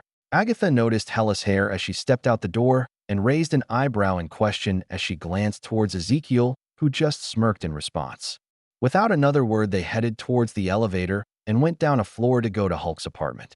While not as big as the penthouses on the top floor, Hulk's place was still a decent size with a couple of spare bedrooms. When Hulk opened the door, he instantly noticed Hela's bed head and asked, "Did you change your hairstyle?" "No, why?" Hela asked as she frowned slightly. Hulk gestured to his own head and moved his hand around a bunch as he said, "It's all over the place right now." Hela conjured a mirror in front of her face, and as her eyes widened in shock, Ezekiel burst into laughter as Tao and Agatha smiled slightly. Hela turned towards Ezekiel with narrowed eyes a moment later as she asked in an accusing tone, "Why didn't you say anything?" Ezekiel gave a helpless shrug as he said, "I couldn't help it. You looked cute." Hela froze as her cheeks started to turn red, and she mumbled to herself, "I look cute." "Yup, so just leave it and let's play some games," Ezekiel said with a nod. Hulk stepped out of the way as he said, "Come on in." I set up the table and put out some snacks. Hela took a moment to recover properly as everyone walked inside Hulk's apartment before she used magic to fix her hair and followed everyone inside. Ezekiel chuckled slightly when he noticed Hella fixed her hair and said, "You could have left it." Hella shook her head as she said, "I should always look my best when I go out." "Don't you only go outside when Ezekiel invites you somewhere?" Tao asked in a teasing tone. Hella huffed slightly before she said, "I go outside without Ezekiel around too." Before Tao or Agatha could tease Hella more, Ezekiel asked Hulk, "So what game did you want to play first?" Hulk, who was by a bookshelf full of games, pulled out Risk and held it up happily as he asked, "How about Risk?" Ezekiel glanced between Hella and Hulk before he remembered how games of Risk went with each of them and said, "Absolutely not." "What, why not?" Both Hella and Hulk asked at the same time before they looked at each other. "Because I don't want to rebuild the hotel if the game gets out of hand. Pick something else that isn't as competitive." 00218. A test drive? Theo was training when his phone started ringing as it played Iron Man. Theo picked it up a few moments later as he asked, "What's going on, Tony?" "Come over, I want to show you something." Theo glanced down at the Ninjutsu he was practicing before he said, "Be there in 5 minutes." Theo quickly cleaned up his work area before he changed into Ezekiel and created a portal. He stepped out into Tony's workshop to find him next to a car with a tablet in his hands. Tony glanced up from the tablet and smiled as he said, "Check this out." "Welcome, Ezekiel." Jarvis said at the same moment the car next to Tony lifted a few feet off the ground and hovered in place. "Thank you, Jarvis," Ezekiel said as he walked closer to the car before he asked, "You finally figured out how it works?"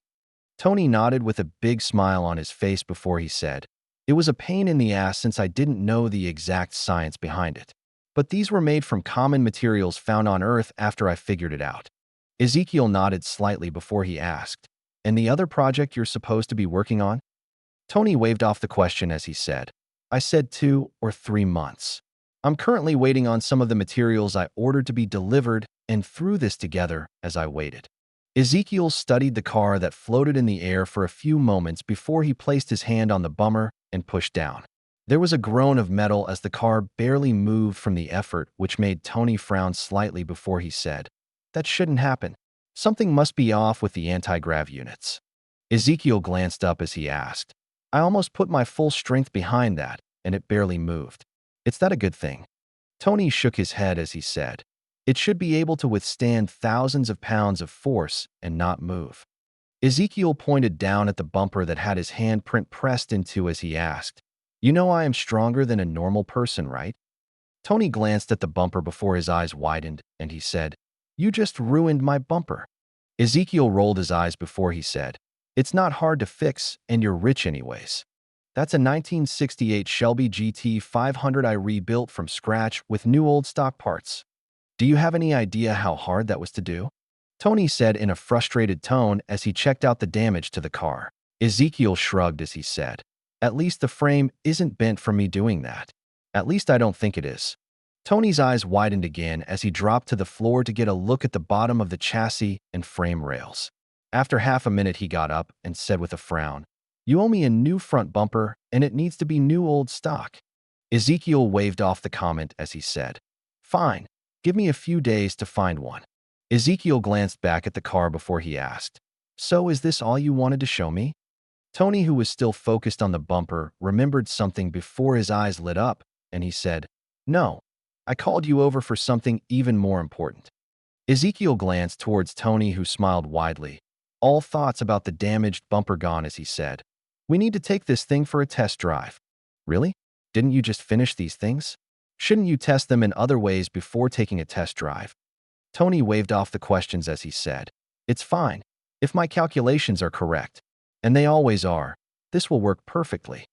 Ezekiel glanced at the floating car and knew Tony would test it alone if he didn't join him.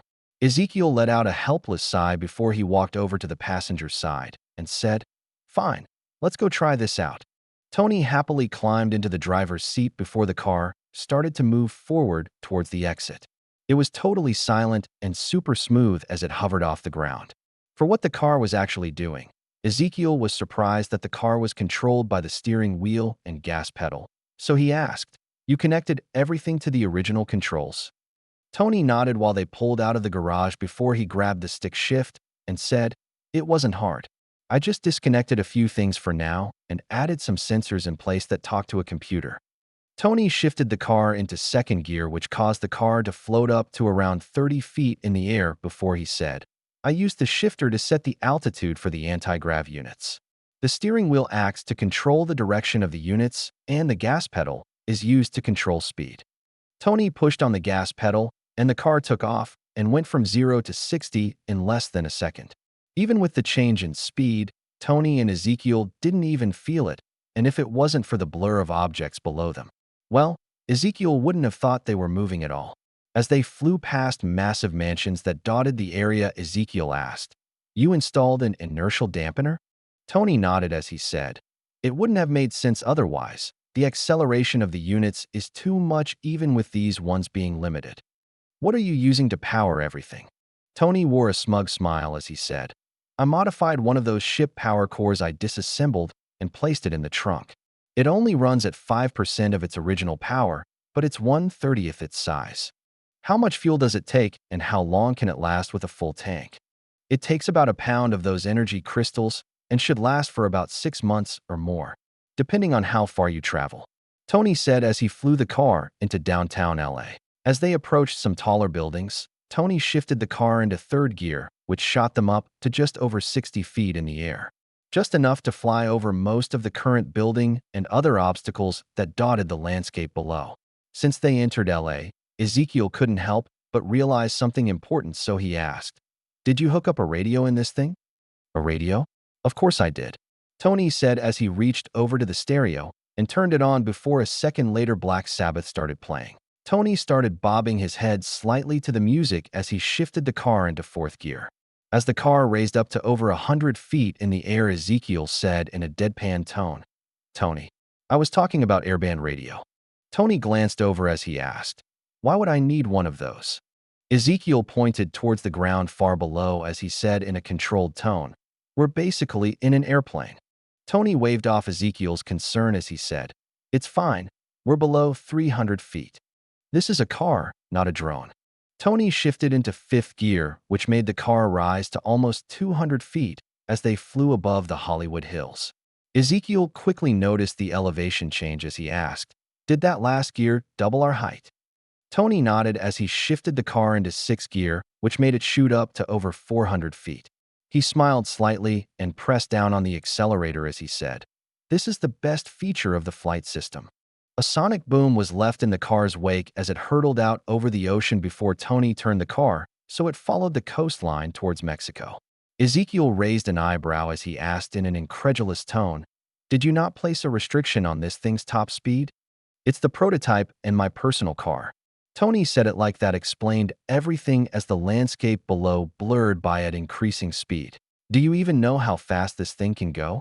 It should hit at least Mach 3 without issue, Tony said, then frowned slightly as he added, At least that's what my calculations determined with its current aerodynamics. Tony glanced towards Ezekiel with a smirk before he said, But that's what this test drive is for anyways. Do you even have anything that can check our current speed? Ezekiel asked as he pointed towards the gauge cluster, the speedometer that was on 0.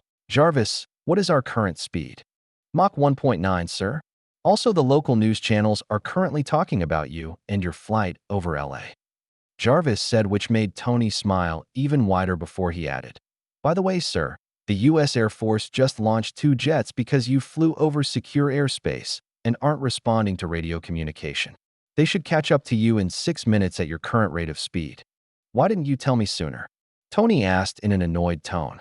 I believe your words before Ezekiel showed up for the test flight were, If something happens during the test flight, just ignore it. We'll figure it out afterwards. Jarvis said in a happy tone, I was talking about the car itself and its capabilities. Getting chased by the Air Force is a totally different matter, Tony said as he pushed the accelerator to the floor.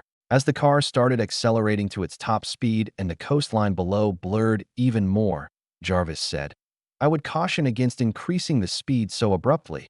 The car might not be able to handle it. It'll be, Tony started to say before the sound of groaning ripped throughout the car. Ezekiel started to weave a protective barrier around himself and Tony before the hood ripped off and slammed into the windshield.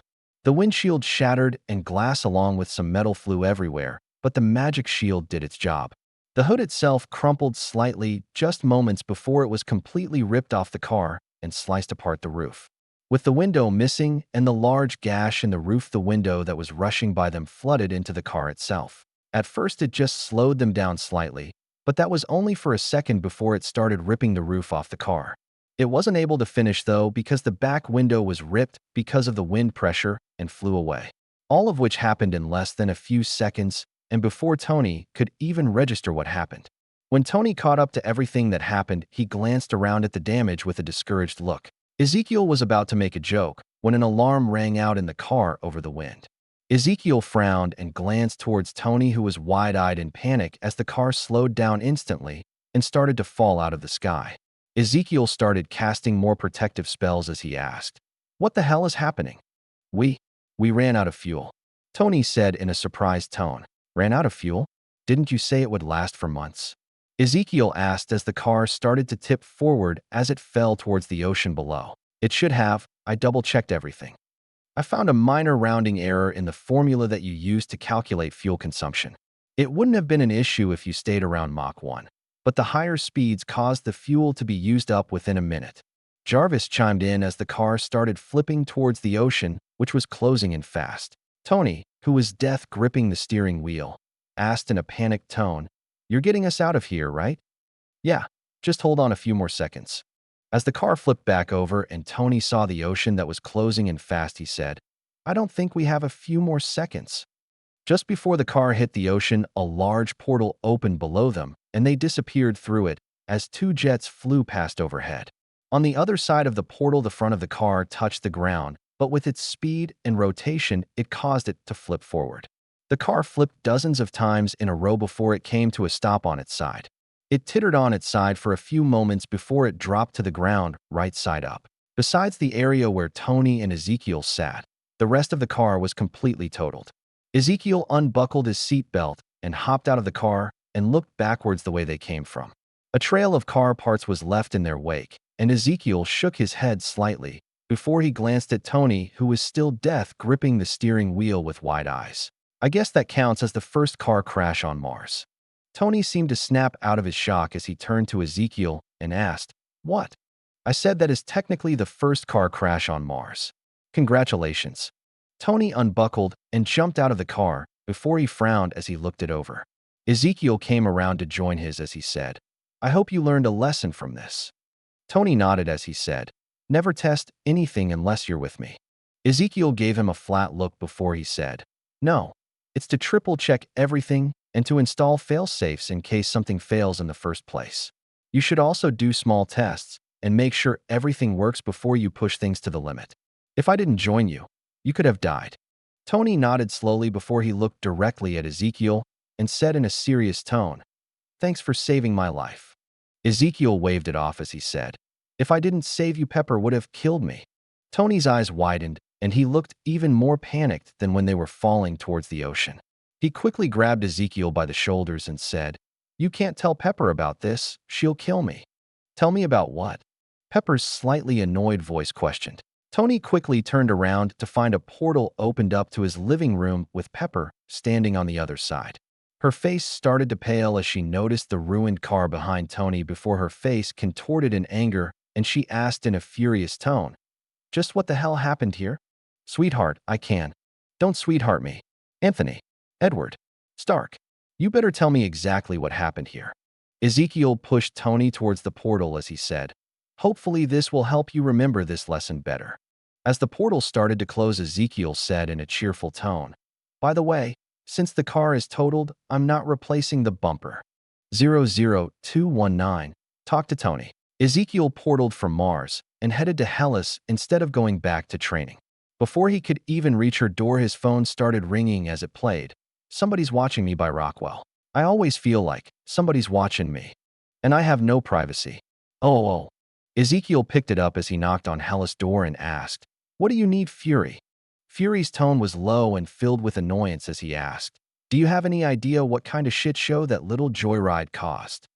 "What joyride? What are you talking about?" Ezekiel asked as Hella opened the door. Hella didn't want to interrupt his call, so she just moved out of the way and waved Ezekiel inside as Fury asked, So you weren't in a flying car that disappeared off the coast of Mexico within the past half an hour? Oh, you mean the test drive Tony took me on? Or would test flight be more appropriate since we were flying? Ezekiel asked after he put the phone on speaker mode. Fury let out a frustrated sigh before he said, "It doesn't matter what it's called. What matters is the problems it caused."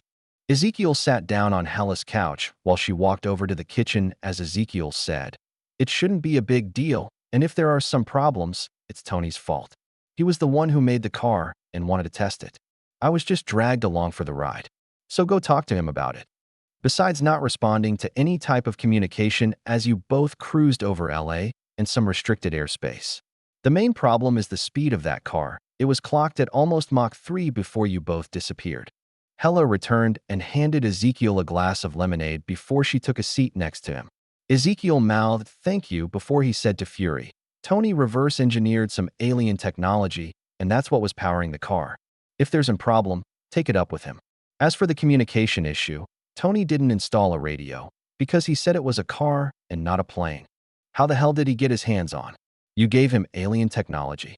Fury asked in a raised tone of voice filled with annoyance. I had a bunch of it I collected from Sakar, and Tony is always bored. I figured I'd help him out and get something useful at the same time. Ezekiel said before he took a sip from his lemonade. If you're giving him alien technology now, isn't that going to mess up the timeline? Will he even become Iron Man? What about the rest of the world? What if he starts selling some of the technology that he figures out? Why do you think I gave it to him in the first place? The goal is to make the world a better place for everyone. The current cell phone infrastructure we are using is partially based on alien technology and my software. As for Tony becoming Iron Man, it happens no matter what we change. I've already confirmed it with Tao. Ezekiel said as he placed his drink down and glanced towards Hella, who was playing on her phone. You shouldn't be making these types of decisions without informing the rest of the council first. This was a personal matter. I have no reason to discuss personal matters with the council, just like I don't expect them to bring up personal matters when we meet. Ezekiel said as he pulled out his tablet to pull up some information. Giving Tony access to alien technology is something that should be considered council business. It will affect the whole world, and if not controlled properly, could be dangerous. Ezekiel found the information he was looking for on his tablet before he said, "I'll tell you what, we can bring it up at the next meeting. But then we'll have to talk about the little project you've been working on." The phone went silent for a few moments before Fury asked in a cautioned tone, "What project?" "The one you've been spending millions of dollars on and recruited people outside of the group to help you with. The one that definitely wouldn't pass a council vote if they found out about it." "How did you find out about it?" "I've been doing almost everything old school to get around your electronics monitoring." Fury said with a hint of confusion. "It doesn't matter. The same as it doesn't matter that Xavier has his own project that would have a 50% shot of passing a council vote. Or the project Melina and Alexei are running that definitely wouldn't pass. I knew about Charles's project, but what are Melina and Alexei doing?" Ezekiel chuckled before he said, "It's a personal project, same as yours and the same as mine. If you want to find out, just ask them." "Fine, I'll drop it. But what about the joyride you guys took?" Fury asked after taking a minute to think. "Get a hold of Tony. It's his fault after all. He can deal with all the fallout of his own actions. But if it gets out of control, I'll do something about it. Speaking of fallout, that Senate meeting you were at is still giving me issues. I have half the World Council asking me to do something about you." Ezekiel chuckled as he said, "Those idiots are only upset because they're deep in the pockets of the companies I'm fucking over. I could kill them if that would help." Hella said as she played a game on her phone. "Do you have me on speakerphone?" Fury asked in an incredulous tone. "Yup, but I'm with a close friend I trust." Ezekiel said, which made Hella smile the tiniest bit. "But I don't know who they are." "It's Hella, Thor's older sister." Ezekiel said, which caused Fury to instantly ask, "But isn't she?" Ezekiel cut off Fury as he said in a tone that booked no argument. "A friend, and that's all that matters."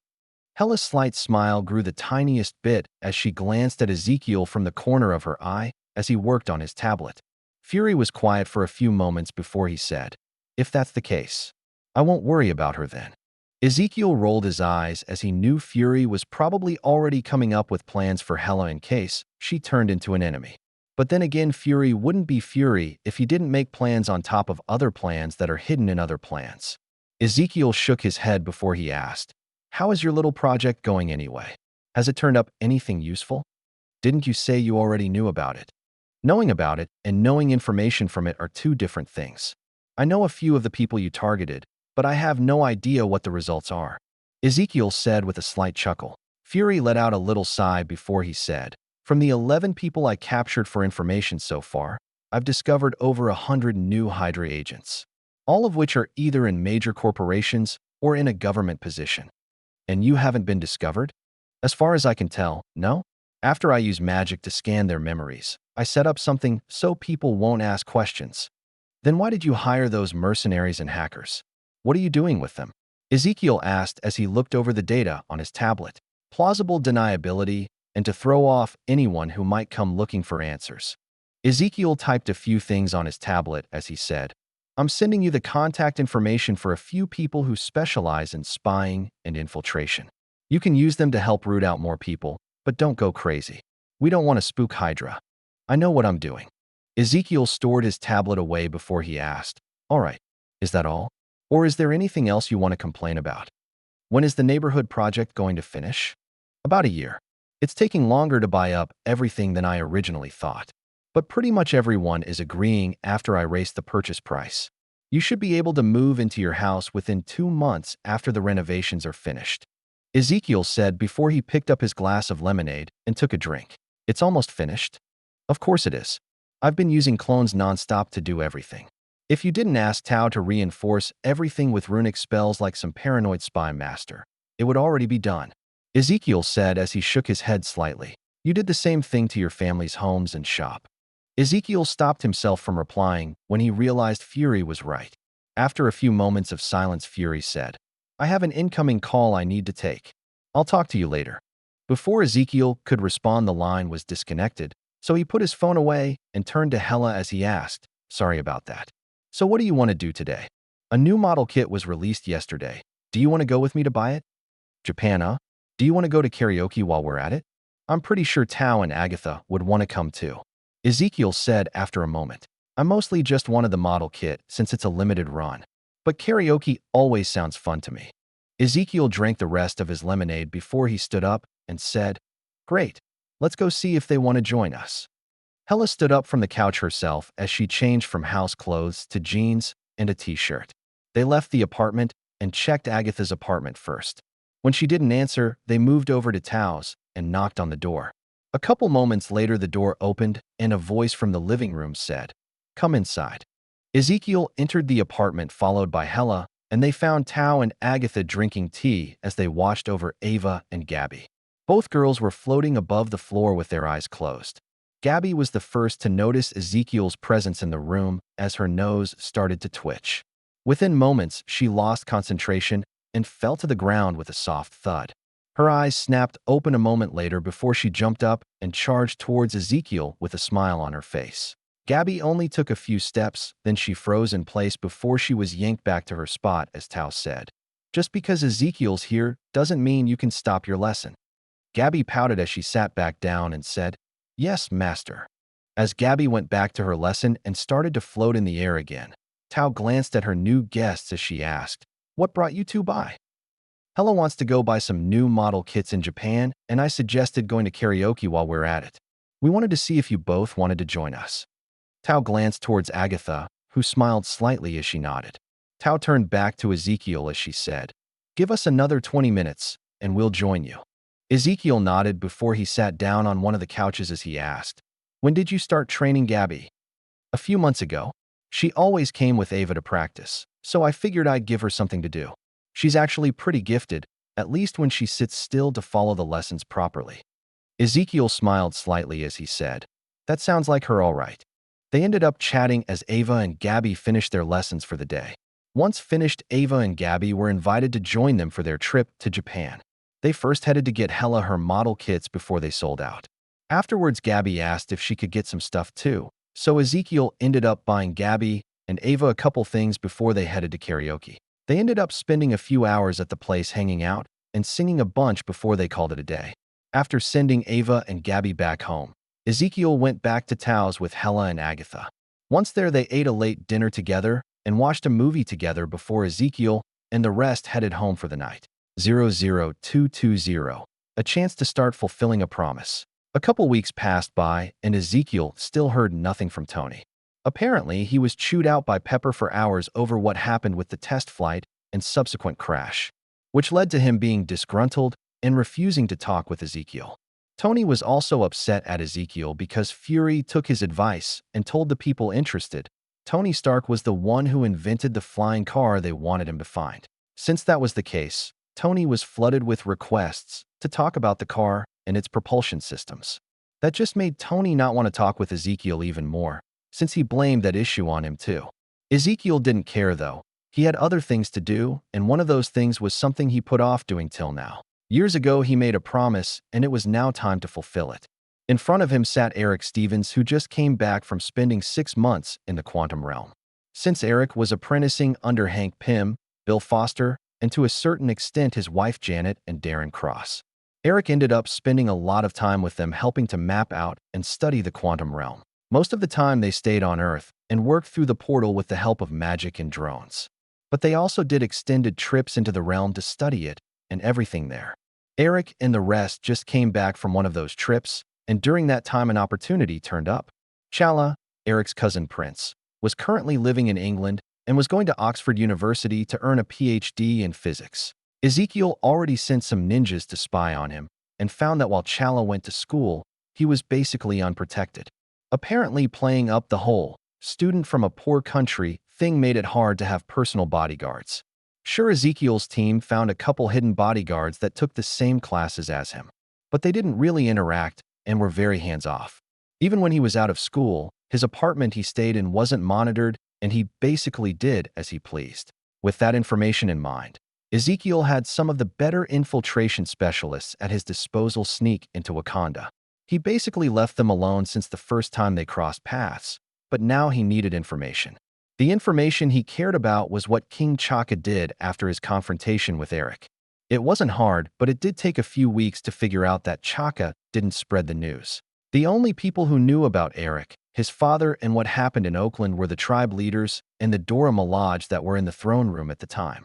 After that, everyone was sworn to secrecy, and it wasn't brought up again, which made what Ezekiel wanted to do easier in the long run. Feel like contacting your cousin? Ezekiel asked as he watched Eric for a reaction. Eric nodded as he asked, "What took so long? I thought we were going to do this sooner."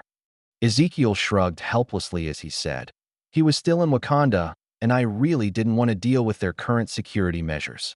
With him being in England, it'll be a lot easier to contact him now." "So what's the plan?"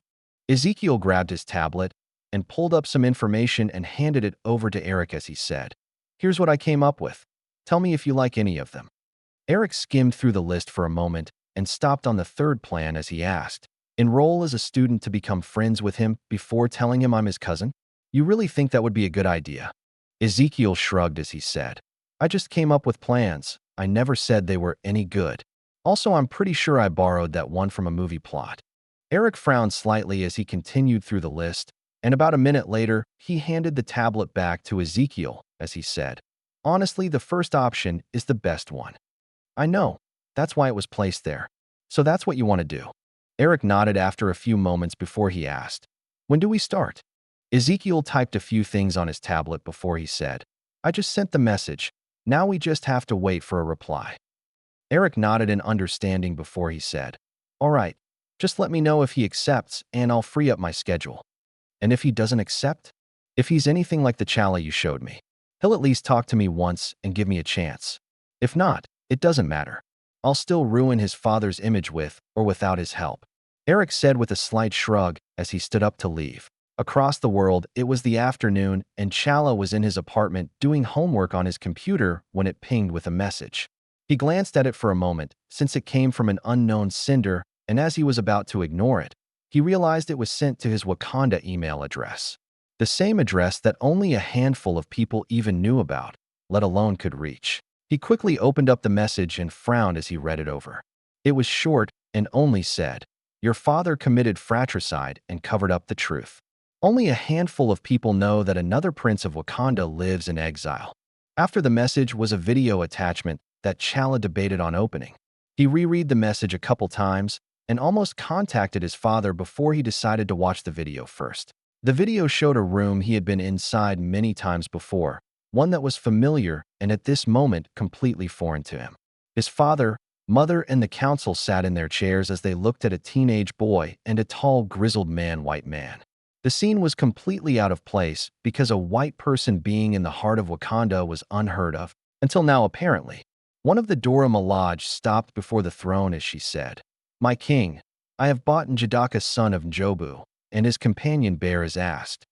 Chala watched in silence as the entire video played, and he went through a wide range of emotions during it. The video ended with his father telling everyone that what he revealed to them was now a state secret and that harsh punishment would befall anyone who leaked it. The leaders of the council easily agreed, and as for the Dora Milaje, it was part of their job. As the video faded to black, a message appeared that said, "If you want to talk, reply to this email, and we will meet you." Chala didn't even take time to think about it, and instantly replied to the message asking to meet. Right after he sent his reply message, the email, the video, and his reply email were deleted instantly. As he attempted to find the email and video, a system message on his computer popped up and said, "Understood, we will see you soon." As Chala sat there in contemplation over what he just watched, a portal opened up silently behind him. A moment later, Eric stepped out of the portal along with the other man named Bear from the video. Chala, who heard sound from behind, instantly turned around as the portal snapped closed. He was already out of his seat and in a defensive stance when his eyes focused on Eric. He didn't relax his guard as he quietly studied the surprisingly young man in front of him as Eric did the same in return. After almost a minute, Chala said, "I didn't expect to meet you so quickly." "Neither did I. I figured you would think it over for a few days." Chala glanced over to the other man who stood silently behind Eric as he said, "I tend to be impulsive. Something my parents said needs to be fixed if I want to be a proper leader." Eric frowned the tiniest bit before he asked, "So what do you think?" Chala relaxed, and after a few moments he finally said, "Njada. Sorry, Eric.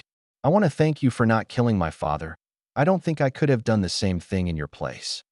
Eric studied Chala's honest expression for a few moments before he asked, "Will you still feel the same way when I ruin his reputation?" "It's just his reputation. He will still be alive, which matters more to me." Even though Chala's voice trailed off as he sighed and dropped down into his chair as he added, "He's not the man I thought he was. To be able to kill his own brother and then cover it up." "Exactly.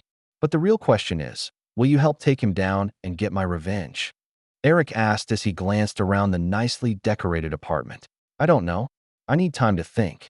An alert tone rang out a moment later, and Bear pulled out a cell phone to look at it. After a few moments, he glanced at Eric as he said in his gruff voice, "An emergency came up. I need to go." Eric nodded as he said, "Take off. I want to talk with my cousin for a bit." "What if some of his guardians realize you're here?" As Chala started to shake his head and say something, Eric interrupted him as he said, "I'll be fine. I have my training and my suit.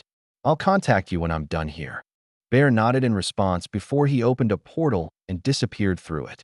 Chala glanced at the spot where the portal was before he said in a questioning tone, "As advanced as Wakanda is, even we don't have the technology to create temporary wormholes." Eric smiled slightly as he walked over to the couch and sat down on it before he said, "I guess that's a good way to describe it. It's that the same technology they use in Genosha? I heard it's the only way to even enter the country now." Eric shrugged as he said, "No clue honestly, and even if I did, I wouldn't be able to tell you." Chala nodded in understanding before he asked, "What can you tell me then? If you don't mind me asking." "What? Do you want to play 20 questions or something?" Eric asked with a raised eyebrow. "You wish to stay and talk. I figured we could at least get to know each other a little." As Eric and Chala started talking with each other, Bear returned to his training room. After switching into his Ezekiel persona and grabbing a couple things, he created another portal and quickly disappeared through it. He arrived inside a private laboratory with only one person currently working inside it. The person was hooked up to a large machine that covered their head and seemed to be completely unaware of their surroundings. Ezekiel walked over to the main control panel of the machine and checked a few things before he nodded in satisfaction. The modifications he did on the machine worked, and there were no issues with it. Next, he cast a quick detection spell and found that the extra components he installed also weren't tampered with. Happy with his findings, Ezekiel moved around the room to the corners of it and placed down the items he brought with him. Once they were all in place, he grabbed his phone and placed a call. In moments, the other side picked up and he said, "Master, I need a hand setting up a concealment barrier." "I can do it, but with this one I would rather be safe than sorry. It's because of what we talked about a while ago. Thank you." Not even a minute after Ezekiel hung up the phone did another portal appear and Tao stepped out. She glanced at the items he placed around the room before she weaved a powerful spell. As the spell took shape, Ezekiel felt the power the spell gave off and watched as the runic devices he placed hummed in resonance with it. After a few minutes, the spell reached its peak and a barrier snapped into place around the room. The barrier itself shimmered slightly with magical energy, but otherwise had no other effects. Tao double-checked everything before she created a portal, and just before she left through it, she said, "Call me if you can't deactivate it yourself." "I should be all right, but thanks again," Ezekiel said before the portal snapped closed. Ezekiel glanced over at the man still in the device before he decided to sit down and wait. Instead of using one of the stools placed around the laboratory, Ezekiel pulled out a comfortable recliner from his storage seal and placed it in an empty corner. After sitting down, he pulled out his tablet and started to work on it as he waited for the man to come out of the device he was using.